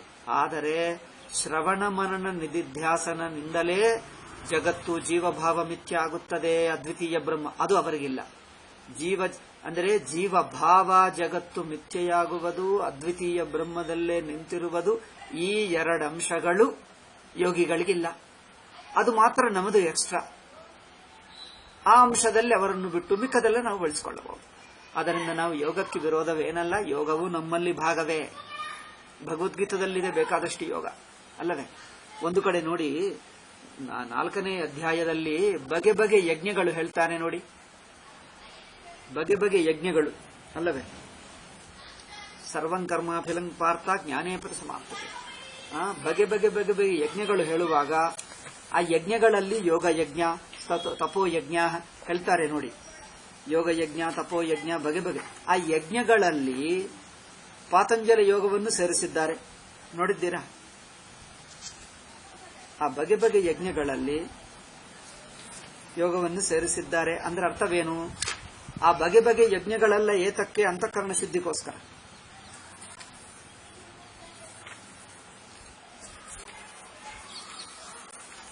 ನೋಡ್ತಾ ಇದ್ದೀನಿ ನಾನು, ಅದೇ ನೆನಪಿಲ್ಲ ನನಗೆ, ತುಂಬಾ ದಿವಸ ಆಯಿತು. ಬ್ರಹ್ಮಾರ್ಪಣಂ ಬ್ರಹ್ಮ ಹವಿಹಿ ದೈವಮೇಪ ಪರೇ ಯಜ್ಞಂ ಯೋಗಿನಃ ಪರ್ಯುಪಾಸತೆ. ಇಲ್ಲಿ ಬಗೆ ಬಗೆ ಯಜ್ಞಗಳಲ್ಲಿ ಒಂದು ಈ ಯಜ್ಞಗಳನ್ನು ನೋಡಿದರೆ ಒಂದು ವಿಚಿತ್ರವಾಗಿದೆ ಭಗವದ್ಗೀತದಲ್ಲಿ. ಒಂದು ಜ್ಞಾನ ಯಜ್ಞ ಇದೆ, ಮಿಕ್ಕದು ಉಪಾಸನಾ ಯಜ್ಞ, ಕರ್ಮಯೋಗ ಯಜ್ಞ, ಅಷ್ಟಾಂಗ ಯೋಗ ಯಜ್ಞ, ಪ್ರಾಣಾಯಾಮ ಯಜ್ಞ, ಸ್ವಾಧ್ಯಾಯ ಯಜ್ಞ అంటే ಪಾರಾಯಣ ಯಜ್ಞ. ಸುಮ್ಮನೆ ಯಜ್ಞ ಎಂದು ಹೆಸರಿಟ್ಟರು. ನಾವು ಮಾಡುವ ಜಪಯಜ್ಞ ನೋಡಿ, ಜಪಯಜ್ಞ, ಪಾರಾಯಣ ಯಜ್ಞ, ಪ್ರಾಣಾಯಾಮ ಯಜ್ಞ, ಧಾರಣಾ ಯಜ್ಞ, ಇನ್ನೊಂದು ಕರ್ಮಯೋಗ ಯಜ್ಞ, ಉಪಾಸನಾ ಯಜ್ಞ, ಜ್ಞಾನ ಯಜ್ಞ ಅಲ್ಲವೇ? ಅಂದ್ರೆ ಕರ್ಮಯೋಗ ಜ್ಞಾನಯೋಗ ಯಜ್ಞ ಒಂದೇ ಶ್ರವಣ ಮನನ ನಿಧಿಧ್ಯಾಸನ. ಅಷ್ಟೇ. ಮಿಕ್ಕದೆಲ್ಲ ಯಜ್ಞಗಳು ಕರ್ಮಯೋಗ ಅಂತರ್ಗತವೇ, ಕರ್ಮಯೋಗ ಉಪಾಸನ ಅಂತರ್ಗತವೇ. ಅದರಿಂದ ಭಗವದ್ಗೀತಾ 4ನೇ ಅಧ್ಯಾಯದಲ್ಲಿ ಬಗೆ ಬಗೆ ಯಜ್ಞಗಳಿವೆ ನೋಡಿ. ದೈವ ಮೇವಾಪರೇ ಯಜ್ಞಂ ಅಂದ್ರೆ ಇಲ್ಲಿ ಉಪಾಸನ, ಇಷ್ಟ ದೇವತನನ್ನಿಟ್ಕೊಂಡು ಉಪಾಸನ ಮಾಡಿದ್ದರೆ ಅದು ಯಜ್ಞವೇ. ಅಗ್ನಿಹೋತ್ರ ಮಾಡಿದ್ದರೆ ಅದು ಯಜ್ಞವೇ, ಅಂದ್ರೆ ನಿಷ್ಕಾಮಕ ಅಗ್ನಿಹೋತ್ರ. ಪಾರಾಯಣ ಮಾಡಿಕೊಂಡರೆ ಸ್ವಾಧ್ಯಾಯ ಯಜ್ಞ, ಅದು ಯಜ್ಞವೇ. ತಪೋ ಯಜ್ಞ, ಏನಾದರೂ ಉಪವಾಸ, ಶಿವರಾತ್ರಿ ಉಪವಾಸ ಮಾಡಿದ್ದರೆ ನಿಷ್ಕಾಮವಾಗಿ ಅದು ಯಜ್ಞವೇ. ಹಾಗೆ ಅಂದರೆ ಕರ್ಮಗಳು ಯಜ್ಞ, ಪಾರಾಯಣವೂ ಯಜ್ಞ, ಉಪಾಸನಾ ಯಜ್ಞ. ಅಂದ್ರೆ ಒಂದು ಮಾತಿನಲ್ಲಿ ಪ್ರಾಣಾಯಾಮವೂ ಯಜ್ಞವೇ, ಧಾರಣವೂ ಯಜ್ಞವೇ. ಅಂದರೆ ಒಂದು ಶ್ರವಣ ಮನನ ನಿಧಿಧ್ಯಾಸನ ಜ್ಞಾನಯೋಗ ತತ್ವ ವಿಚಾರವೂ ಒಂದು ಜ್ಞಾನ ಯಜ್ಞ. ಮಿಕ್ಕ ಯಜ್ಞಗಳೆಲ್ಲವೂ ಕರ್ಮಯೋಗದಲ್ಲೇ ನಾವು ಸೇರಿಸಿಬಿಟ್ಟಿದ್ದೀವಿ. ಯಜ್ಞ ಎಂದು ಹೆಸರು, ಇವೆಲ್ಲವೂ ಯಜ್ಞ ಸಾಧನಗಳೇ. ಅಲ್ಲಿ ಭಗವದ್ಗೀತದಲ್ಲಿ ಮೊದಲೇ ಸೇರಿಸಿಬಿಟ್ಟರಲ್ಲ, ಅದರಿಂದ ಸಂದೇಹ ಬೇಕೆ? ಅಯ್ಯೋ ಯೋಗವನ್ನ ಒಪ್ಪಬಹುದಾ ಅಂದ್ರೆ ಯೋಗವು ವೇದಾಂತದಲ್ಲಿ ಅಡಕವಾಗೇ ಇದೆ, ಬಿಡಿಯಾಗೇ ಇಲ್ಲ. ಭಗವದ್ಗೀತದಲ್ಲಿ ಶ್ರೀಕೃಷ್ಣ ಸೇರಿಸೇ ಬಿಟ್ಟರಲ್ಲ. ಆದ್ದರಿಂದ ಕರ್ಮಯೋಗದಲ್ಲಿ, ಉಪಾಸನದಲ್ಲಿ ಮನಃಶುದ್ಧಿಗೆ, ಅಂತಃಕರಣಕ್ಕೆ, ಅಂತರ್ಮುಖತ್ವ ಪ್ರಾಪ್ತಿಗೆ ಯೋಗವನ್ನು, ಪಾತಂಜಲ ಯೋಗವನ್ನು ಸೇರಿಸೇ ಬಿಟ್ಟರು. ಶ್ವೇತಾಸ್ತರ ಉಪನಿಷತ್ತಿನಲ್ಲಿದೆ, ಎಲ್ಲಿ ಎಲ್ಲ ಕಡೆ ಇದೆ. ಶ್ವೇತಾಸ್ತರ ಉಪನಿಷತ್ತಿನಲ್ಲಿದೆ, ಭಗವದ್ಗೀತೆಯಲ್ಲಿದೆ, ಬೇರೆ ಬೇರೆ ಕಡೆ ಎಲ್ಲ ಕಡೆ ಕಂಡು ಬರ್ತಾ ಇದೆ. ಇನ್ನು ಶತಂಚ ಏಕಾ ಹೃದಯಸ್ಯ ನಾಡ್ಯ ಕಠೋಪನಿಷತ್ತಿನಲ್ಲಿ ಅಲ್ಲಿ ಇದೆ. ಕೊನೆಗೂ ಮನಸ್ಸನ್ನು ಇಲ್ಲಿ ಧಾರಣ ಮಾಡಿ ಬ್ರಹ್ಮದಲ್ಲಿ ಹೋಗುವುದು, ಅಂದ್ರೆ ಕ್ರಮಮುಕ್ತಿಗೋಸ್ಕರ. ಅಂದರೆ ವೇದಾಂತಿಗಳು 2 ಬಗೆ ಬಳಸಬಹುದು ಪಾತಂಜಲ ಯೋಗವನ್ನು. ಒಂದು ಕ್ರಮಮುಕ್ತಿಗೆ ಬಳಸಬಹುದು, ಮತ್ತೆ ವೇದಾಂತ ವಿಚಾರವೇ ಮಾಡಿಕೊಳ್ಳಬೇಕಾದರೆ ಜ್ಞಾನ ಯೋಗವನ್ನು ಬಿಟ್ಟು ಕರ್ಮಯೋಗದಲ್ಲಿ ಅಡಕ ಮಾಡ್ತೀವಿ. ಕರ್ಮಯೋಗದಲ್ಲಿ ಅಡಕ ಮಾಡಬಹುದು, ಅಥವಾ ಕ್ರಮಮುಕ್ತಿಗೆ ಬ್ರಹ್ಮಲೋಕ ಪ್ರಾಪ್ತಿಗೆ ಬಳಸಬಹುದು. ಆದರೆ ನೇರಾಗಿ ಶ್ರವಣ ಮನನ ನಿಧಿಧ್ಯಾಸನದಲ್ಲಿ ಅಂತರ್ಭಾಗವಲ್ಲ ಅಷ್ಟೇ ಹೇಳ್ತೀವಿ. ಏಕೆಂದ್ರೆ ಅವರಿಗೆ ಶ್ರವಣ ಮನನ ನಿಧಿಧ್ಯಾಸನ ಇಲ್ಲ ಅಷ್ಟೇ, ಅವರಿಗೆ ಮಿಕ್ಕದೆಲ್ಲ ಇದೆ. ಕರ್ಮಯೋಗ ಇದೆ, ಉಪಾಸನ ಇದೆ, ವೈರಾಗ್ಯ ಇದೆ, ಮಿಕ್ಕದೆಲ್ಲ ಇದೆ ಅವರಲ್ಲಿ. ಶ್ರವಣ ಮನನ ನಿಧಿಧ್ಯಾಸನ ಅವರಲ್ಲಿ ಇಲ್ಲವೇ ಇಲ್ಲ. ಇನ್ನೇನು ಮಾಡ್ತೀವಿ? ಇಲ್ಲೇ ವೇದಾಂತದಲ್ಲೇ ಇದೆ, ಈ ಎಕ್ಸ್ಟ್ರಾ ವೇದಾಂತದಲ್ಲಿದೆ ಅಷ್ಟೇ. ಅದರಿಂದ ಪಾತಂಜಲಿ ಯೋಗಕ್ಕೆ ನಾವು ಪೂರ್ತಿ ವಿರೋಧಿಗಳು ಎಂದು ಎಲ್ಲಿ ಹೇಳಬಾರದು. ಯಾಕಂದ್ರೆ ವೇದಾಂತಿಗಳು ಓದ್ಕೊಂಡು ನಮ್ಮದಲ್ಲ ನಾವು ಒಪ್ಪಲ್ಲ, ನಮ್ಮದಲ್ಲ ನಾವು ಒಪ್ಪಲ್ಲ. ನೋಡಿ, ಈ ವಿಂಗಡ ಮಾಡುವುದು ಹೆಚ್ಚು ಬೇಡ. ಇಲ್ಲಿ ನೋಡಿ, ಸಾಂಖ್ಯ ಯೋಗಾದ್ಯುಪದಿಷ್ಟಮಪಿ ಸಾಧನಂ ಅನುಮನ್ಯತೆ ಏವ. ಸಾಂಖ್ಯಯೋಗಿಗಳು ಹೇಳಿರುವ ಸಾಧನವು ನಾವು ಒಪ್ಕೊಳ್ತೀವಿ. ಹೇಗೆ? ಯದಾಹ ಸೂತ್ರ ಭಾಷ್ಯಕೃತ್, ಭಾಷ್ಯಕಾರರು ಒಂದು ಕಡೆ ಹೇಳಿದ್ದಾರೆ ನೋಡಿ, ಏನತು ಅಂಶೇನ ನವಿರುದ್ಧೇತೆ ತೇನ ಇಷ್ಟಮೇವ ಸಾಂಖ್ಯಯೋಗ ಸ್ಮೃತ್ಯೋ ಸಾವಕಾಶತ್ವಂ.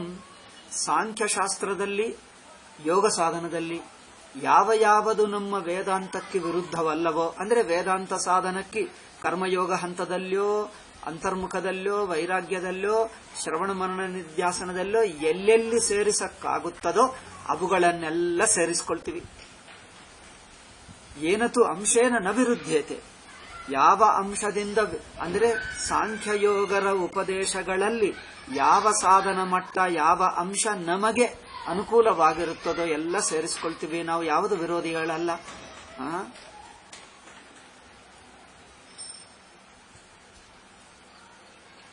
ಕ್ರಿಸ್ತ ಜನರು ಏನು ಹೇಳಿದ್ದಾರೆಂದರೆ, ನಮ್ಮ ಯೇಸನ್ನೇ ನಂಬಬೇಕು, ನಿಮಗೆ ಸ್ವರ್ಗ ಬರುತ್ತದೆ.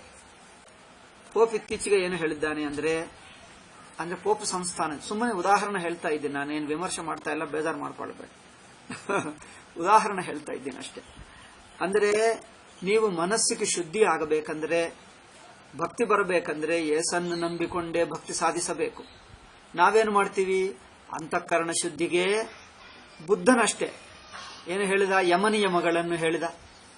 ಯಮನಿಯಮಗಳು ಅವುಗಳನ್ನು ಪಡ್ಕೊಂಡೇ, ಸತ್ಯ ಅಹಿಂಸಾದಿಗಳನ್ನು ಪಡ್ಕೊಂಡು ತ್ಯಾಗ ವೈರಾಗ್ಯದಿಂದಲೇ ಅಂತಃಕರಣ ಏಕಾಗ್ರತಾ ಶುದ್ಧಿ ಮಾಡಿಕೊಳ್ಳಬೇಕು. ತ್ಯಾಗ, ವೈರಾಗ್ಯ, ಇಂದ್ರಿಯ ನಿಗ್ರಹ, ಮನೋನಿಗ್ರಹ. ಸಪೋಸಿಂಗ್ ಯಾರೋ ಇನ್ನೊಬ್ಬರು ಭಕ್ತಿ ಸಾಧನವನ್ನು ಕಂಡು ಹಿಡಿದಿದ್ದಾರೆ, ಅದರಿಂದಲೂ ಅಂತರ್ಮುಖತಾ ವೈರಾಗ್ಯ ಬರಬಹುದು. ಅದಕ್ಕೆ ನಾವೇನಡ್ಯ? ಅಂತರ್ಮುಖತಾ ವೈರಾಗ್ಯಕ್ಕೆ ಒಂದು ಸಾಧನ ಬುದ್ಧ ಹೇಳಿದ, ಒಂದು ಸಾಧನ ಅವರು ಹೇಳಿದ್ದರು. ಕ್ರಿಸ್ತನಲ್ಲಿ ಇದೆ ಅನ್ಕೊಳ್ಳೋಣ, ಇದ್ದೋ ಇಲ್ಲವೋ ಗೊತ್ತಿಲ್ಲ. ಇದ್ದರೆ ಅವರೇನು ಹೇಳ್ತಾರೆ? ನೀವು ಯೇಸನ್ನು ನಂಬಿಕೊಂಡರೆ ನಿಮಗೆ ಸ್ವರ್ಗ, ಇವರು ಹೇಳಿದ್ದಾರೆ, ನಾವು ಯೋಗಾಸನ ಮಾಡಿದ್ದರೆ ತಪ್ಪೇನು, ಮನಸ್ಸು ಶುದ್ಧವಾಗ್ತಾ ಇದೆ, ದೇಹಾಭಿಮಾನ ಬಿಡುತ್ತಾ ಇದೆ ಅಂದ್ರೆ, ಅಮ್ಮಮ್ಮ ಅದು ಬೇಡ, ನಮಗೆ ದೇಹಾಭಿಮಾನ ಬಿಡಲಿ, ಮನಸ್ಸು ಶುದ್ಧವಾಗಲಿ, ಏನೇ ಆಗಲಿ, ಯೋಗವೇ ಬೇಡ ನಮಗೆ. ಏಕೆ?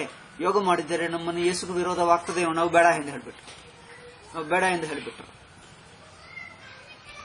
ಅಲ್ಲವೇ? ಆದರೆ ಬುದ್ಧ ಏನು ಹೇಳಿದ? ಇಂದ್ರಿಯ ನಿಗ್ರಹ, ಮನೋನಿಗ್ರಹಕ್ಕೆ ಒಂದು ಧಾರಣ ಮಾಡು. ಅವರಲ್ಲಿ ಬೌದ್ಧರಲ್ಲಿ ಎರಡು ಇವೆ, ಒಂದು ಧಾರಣ ಸಾಧನ, ಒಂದು ಧ್ಯಾನ ಸಾಧನ. ಧಾರಣ ಸಾಧನಕ್ಕೆ ಏನು ಹೇಳ್ತಾರೆ? ಆನಾಪಾನ ಸತಿ ಎಂದು ಹೇಳ್ತಾರೆ. ಆನಾಪಾನ ಸತಿ ಅಂದರೆ ಪ್ರಾಣಾಪಾನ ಸ್ಮೃತಿ, ಉಸಿರನ್ನು ಗಮನಿಸುವುದು, ಅದು ಧಾರಣ. ಮತ್ತೆ ಧ್ಯಾನವೆಂದರೇನು ಅಂದರೆ ವಿಪಶ್ಯನ ಅಂದರೆ ಇಡೀ ಶರೀರವನ್ನು ಧ್ಯಾನ ಮಾಡುವುದು, ಶರೀರದ ಒಂದೊಂದು ಅವಯವಗಳು ಎಲ್ಲ ಧ್ಯಾನ ಮಾಡುವುದು. ಇದು ಧಾರಣ ಧ್ಯಾನ. ಬುದ್ಧನು ಹೇಳಿರುವ ಒಂದು ಧಾರಣ ಧ್ಯಾನ ಇದೆ. ಸಪೋಸಿಂಗ್ ಇನ್ನೊಂದು ಬಗೆಯಾದ ಧಾರಣ ಹೇಳಿದರೆ ಬುದ್ಧನಿಗೆ ವಿರೋಧವಾ? ಒಂದು ರಾಮ ಕೃಷ್ಣ ಶಿವ ಇಟ್ಕೊಂಡು, ಶಿವಲಿಂಗ ಇಟ್ಕೊಂಡು ಅದರ ಮೇಲೆ ಧಾರಣ ಮಾಡಿದರೆ ಏನು? ನಾವು ಭಾಗವತದಲ್ಲಿ ಪುರಾಣಗಳಲ್ಲಿ ನೋಡಿ, ಈ ಇಷ್ಟದೇವತಾ ರೂಪಧ್ಯಾನಗಳು ಬೇಕಾದಷ್ಟಿವೆ. ಮಾನಸ ಪೂಜಾ ಇದೆ, ನಿಮಗೆ ಶಿವನ ಮೇಲೆ ಧ್ಯಾನ ಮಾಡಬಹುದು, ಕೃಷ್ಣನ ಮೇಲೆ, ರಾಮ ಮೇಲೆ, ಶಿವ ಮೇಲೆ. ಜಪ ಅಂದ್ರೆ ಧ್ಯಾನವೇ, ಇನ್ನೇನು. ಒಂದು ನಾಮ, ಅವರಿಗೆ ಜಪ ಇಲ್ಲ, ಬೌದ್ಧರಿಗೆ ಜಪವೂ ಒಂದು ಧ್ಯಾನವೇ, ನಾಮಧ್ಯಾನ. ಜಪವೆಂಬುದು ಒಂದು ನಾಮಧ್ಯಾನ, ಒಂದು ನಾಮವನ್ನಿಟ್ಕೊಂಡು ಅದರಲ್ಲೇ ಧ್ಯಾನ ಮಾಡುವುದು. ಅಂದರೆ ಬುದ್ಧ ಹೇಳಿದ ಒಂದು ಬಗೆಯಾದ ಧಾರಣ ಧ್ಯಾನ ಇದೆ.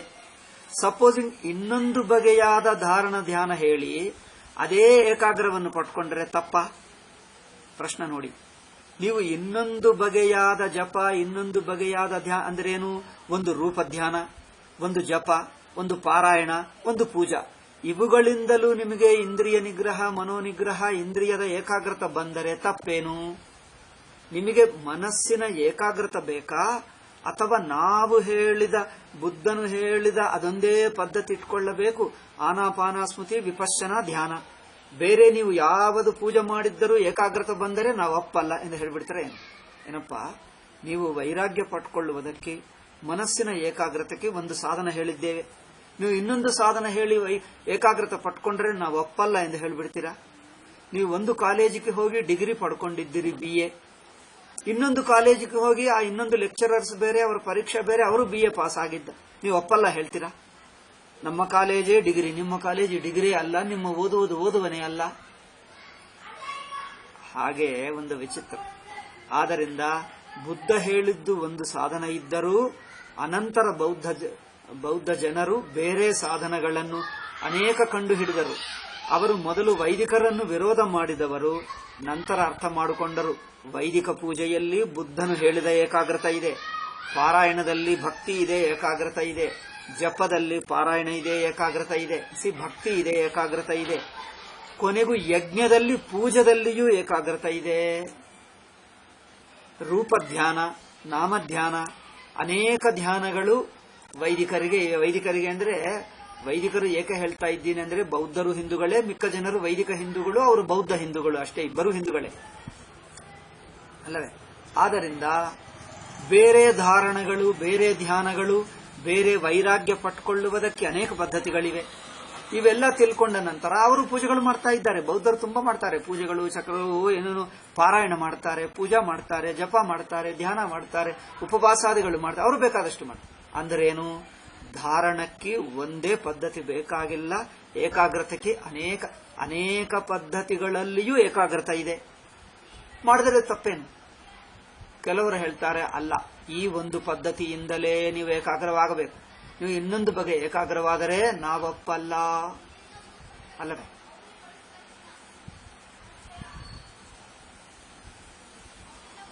ಇಲ್ಲಿ ಬಗೆ ಬಗೆ ಪದ್ಧತಿಗಳು, ಇಷ್ಟುವರೆಗೂ ಎಷ್ಟು ಮತಗಳಿವೆ, ಎಷ್ಟು ಸಾಧನಗಳಿವೆಯೋ ಅಂತಃಕರಣ ಶುದ್ಧಿಗೆ, ಮನಸ್ಸಿನ ಏಕಾಗ್ರತೆಗೆ ಎಷ್ಟೇ ಇರಬಹುದು, ನಮಗೇನು ಆಕ್ಷೇಪವಿಲ್ಲ.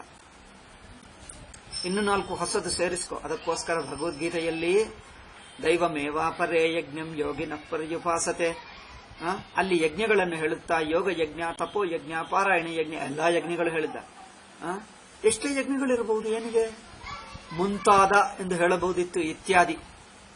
ಅದರಲ್ಲಿ ಯೋಗಯಜ್ಞ, ಭಕ್ತಿಯಜ್ಞ, ಭಜನ ಯಜ್ಞ, ಕೀರ್ತನ ಯಜ್ಞ ಎಲ್ಲವೂ ಯಜ್ಞವೇ.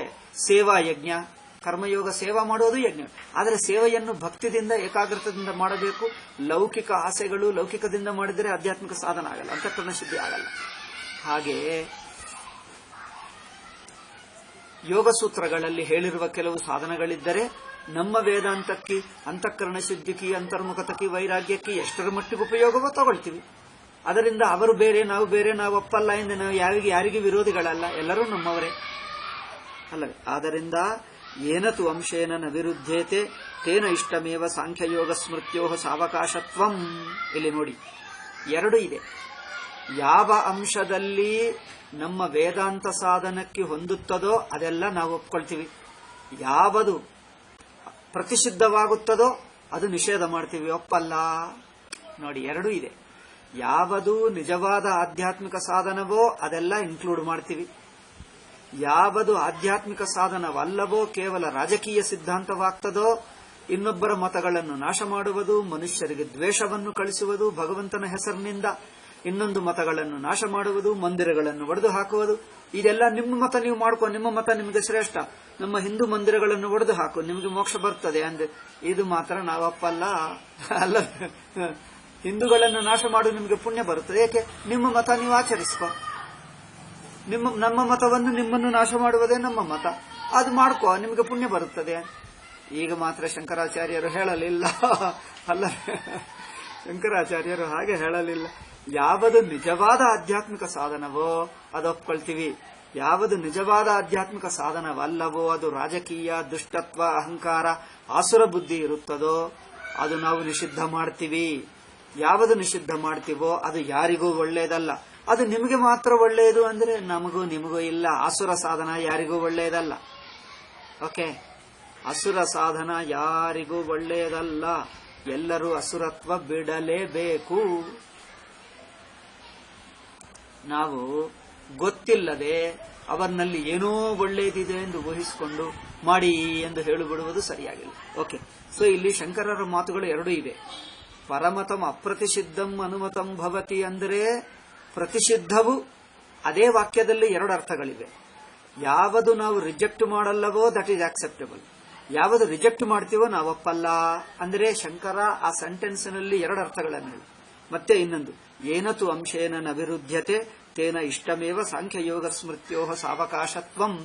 ಯಾವ ಅಂಶದಲ್ಲಿ ನಮ್ಮ ವೇದಾಂತ ಸಾಧನಕ್ಕೆ, ಆ ಹಿಂದೂ ಸಾಧನಕ್ಕೆ ಹೊಂದುತ್ತದೋ ಆ ಅಂಶದಲ್ಲಿ ಒಪ್ಕೊಳ್ತೀವಿ. ಯಾವುದು ಹೊಂದಲ್ಲವೋ ಅದು ಮಾತ್ರ ರಿಜೆಕ್ಟೆಡ್. ಸಿ, ಎರಡು ಪಾಯಿಂಟ್ಸ್ ಅದೇ ವಾಕ್ಯದಲ್ಲಿ ಎರಡು ಅಂಶಗಳು ಭಾಷ್ಯಕಾರರು ಸ್ಪಷ್ಟವಾಗಿ ಹೇಳ್ತಾ ಇದ್ದಾರೆ. ಈಗ ಮುಂದೆ ಹೋಗೋಣ.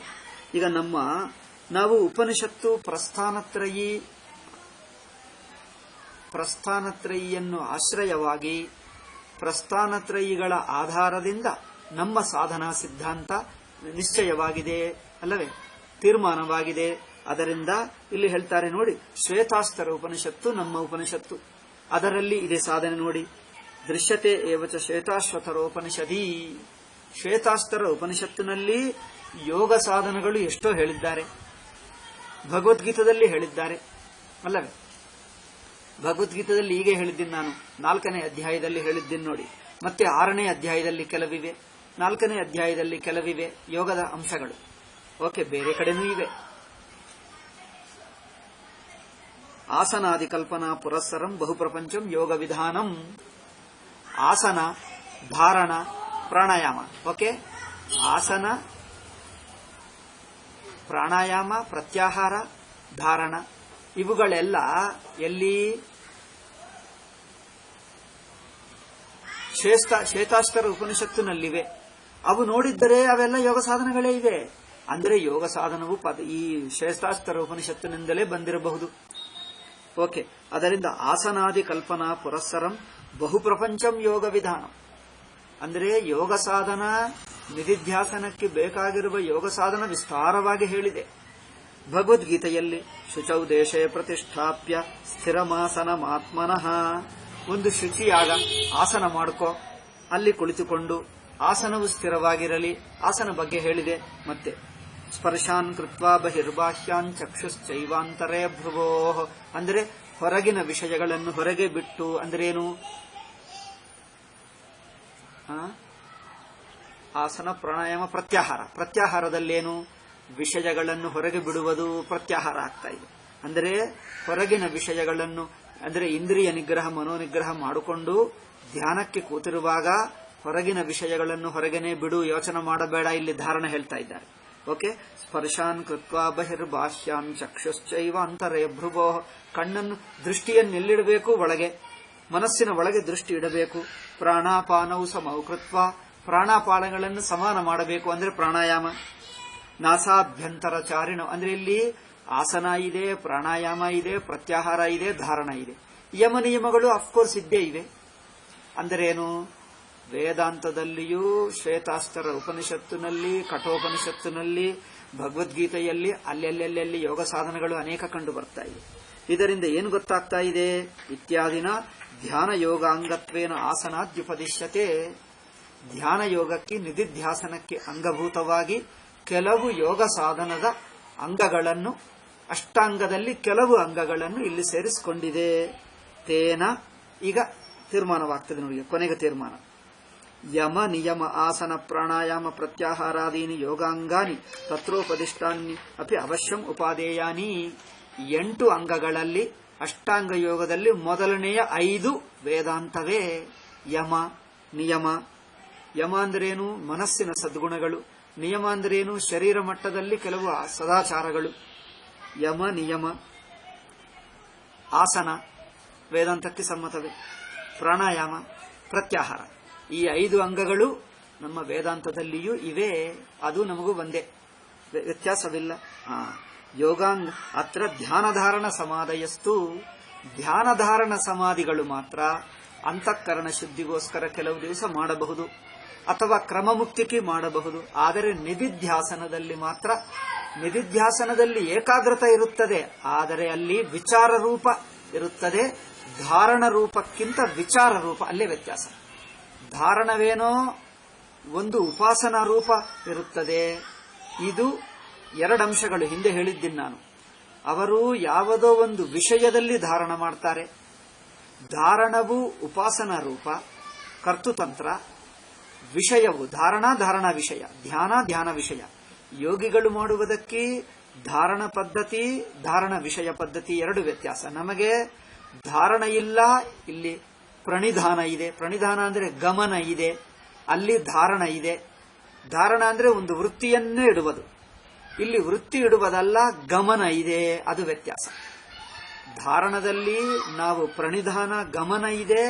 ಅಲ್ಲೇ ಗಮನ ಅಂದ್ರೆ ಸುಮ್ಮನೆ ಅರಿವಾಗಿರುವುದು, ಅಲ್ಲೇನೋ ಒಂದು ಭಾವನಾತ್ಮಕತೆ ಇದೆ, ಒಂದು ವ್ಯತ್ಯಾಸ. ಇನ್ನೊಂದು, ನಾವು ಧಾರಣ ಮಾಡುವುದು, ನಾವು ಗಮನ ಮಾಡುವುದು ಅದ್ವಿತೀಯ ಚೈತನ್ಯ ಅನುಭವ ಸಿದ್ಧವಾದ ಬ್ರಹ್ಮದಲ್ಲೇ. ಅವರೇನ್ ಮಾಡ್ತಾರೆ? ಅದು ಪ್ರಕೃತಿಯಲ್ಲಿ ಒಂದೊಂದು ಅವರ ಧಾರಣ ಶಿಫ್ಟ್ ಆಗ್ತಾ ಇರುತ್ತದೆ. ಯೋಗ ಸಾಧನದಲ್ಲಿ ಧಾರಣ ಒಂದು ವಸ್ತುವಿನಲ್ಲಿ ಸ್ಥಿರವಾಗಿಲ್ಲ. ಪ್ರಕೃತಿಯ ಅನೇಕ ಅಂಶಗಳಲ್ಲಿ ಅದಕ್ಕಿಂತ ಸಣ್ಣ, ಅದಕ್ಕಿಂತ ದೊಡ್ಡದು, ಅದಕ್ಕಿಂತ ವ್ಯಾಪಕ ಮಾಡ್ತಾ ಕೊನೆಗೆ ಪ್ರಕೃತಿ ನಾನಲ್ಲ ಎಂದು ತಿಳಿಯುವವರೆಗೂ ಬಗೆ ಧಾರಣಗಳು ಚೇಂಜ್ ಆಗ್ತಾ ಇರುತ್ತವೆ. ಅವರು ಬಗೆ ಧಾರಣಗಳು, ಧಾರಣ ಪಾಯಿಂಟ್, ಧ್ಯೇಯ ವಸ್ತುಗಳು, ಧಾರಣ ವಿಷಯ, ಧ್ಯೇಯ ವಿಷಯಗಳು ಯೋಗ ಸಾಧನದಲ್ಲಿ ಬದಲಾಯಿಸ್ತಾ ಇರುತ್ತವೆ. ಉಪಾಸನದಲ್ಲಿ ಒಂದೇ ಇಟ್ಕೊಳ್ತಾರೆ ಅಲ್ಲವೇ? ಸಗುಣೋಪಾಸನದಲ್ಲಿ ಒಂದೇ ಇಟ್ಕೊಂಡು ಅದು ಸಾಕ್ಷಾತ್ಕಾರ ಆಗುವವರೆಗೂ ಮಾಡ್ತಾರೆ. ಯೋಗಿಗಳು ಮಾತ್ರ ತಮ್ಮ ಧ್ಯಾನ ವಿಷಯಗಳು ಬದಲಾಯಿಸ್ತಾ ಇರ್ತಾರೆ. ಯಾಕಂದ್ರೆ ಅದು ಒಂದು ಅದಕ್ಕಿಂತ ಒಂದೊಂದು ಮಾಡಿ ಕೊನೆಗೂ, ಅಂದ್ರೆ ಅವರೇನು ಈ ಪಂಚಭೂತಗಳಲ್ಲೇ ಮೊದಲು ಇಂದ್ರಿಯಗಳ ನಂತರ ಪ್ರಾಣ ನಂತರ ಅದೇನೋ ಯೋಗ ಸಾಧನೆ ನೋಡಬೇಕು. ದೆನ್ ಮನಸ್ಸಿನಲ್ಲಿ ಏನು ಹೇಳ್ತಾರೆ? ಪಂಚಭೂತಗಳು ಮಾಡ್ತಾರೆ. ಮತ್ತೆ ಪಂಚಭೂತಗಳ ನಂತರ ಅದೇನು ಇದು ನೋಡಿ, ಅಹಂಕಾರ, ದೆನ್ ಮಹತ್ತತ್ವ, ಅಹಂಕಾರ, ಮಹತ್ತತ್ವ, ಅವ್ಯಕ್ತ. ಹಾಗೆ ಆ ಕ್ರಮದಲ್ಲಿ ಆ ಸಾಂಖ್ಯರ ತತ್ವಗಳಿವೆ ನೋಡಿ. ಓಯ್ಯೋ, ಟೈಮ್ ಆಯಿತು. ಓಂ ಶಾಂತಿ ಶಾಂತಿ ಶಾಂತಿ.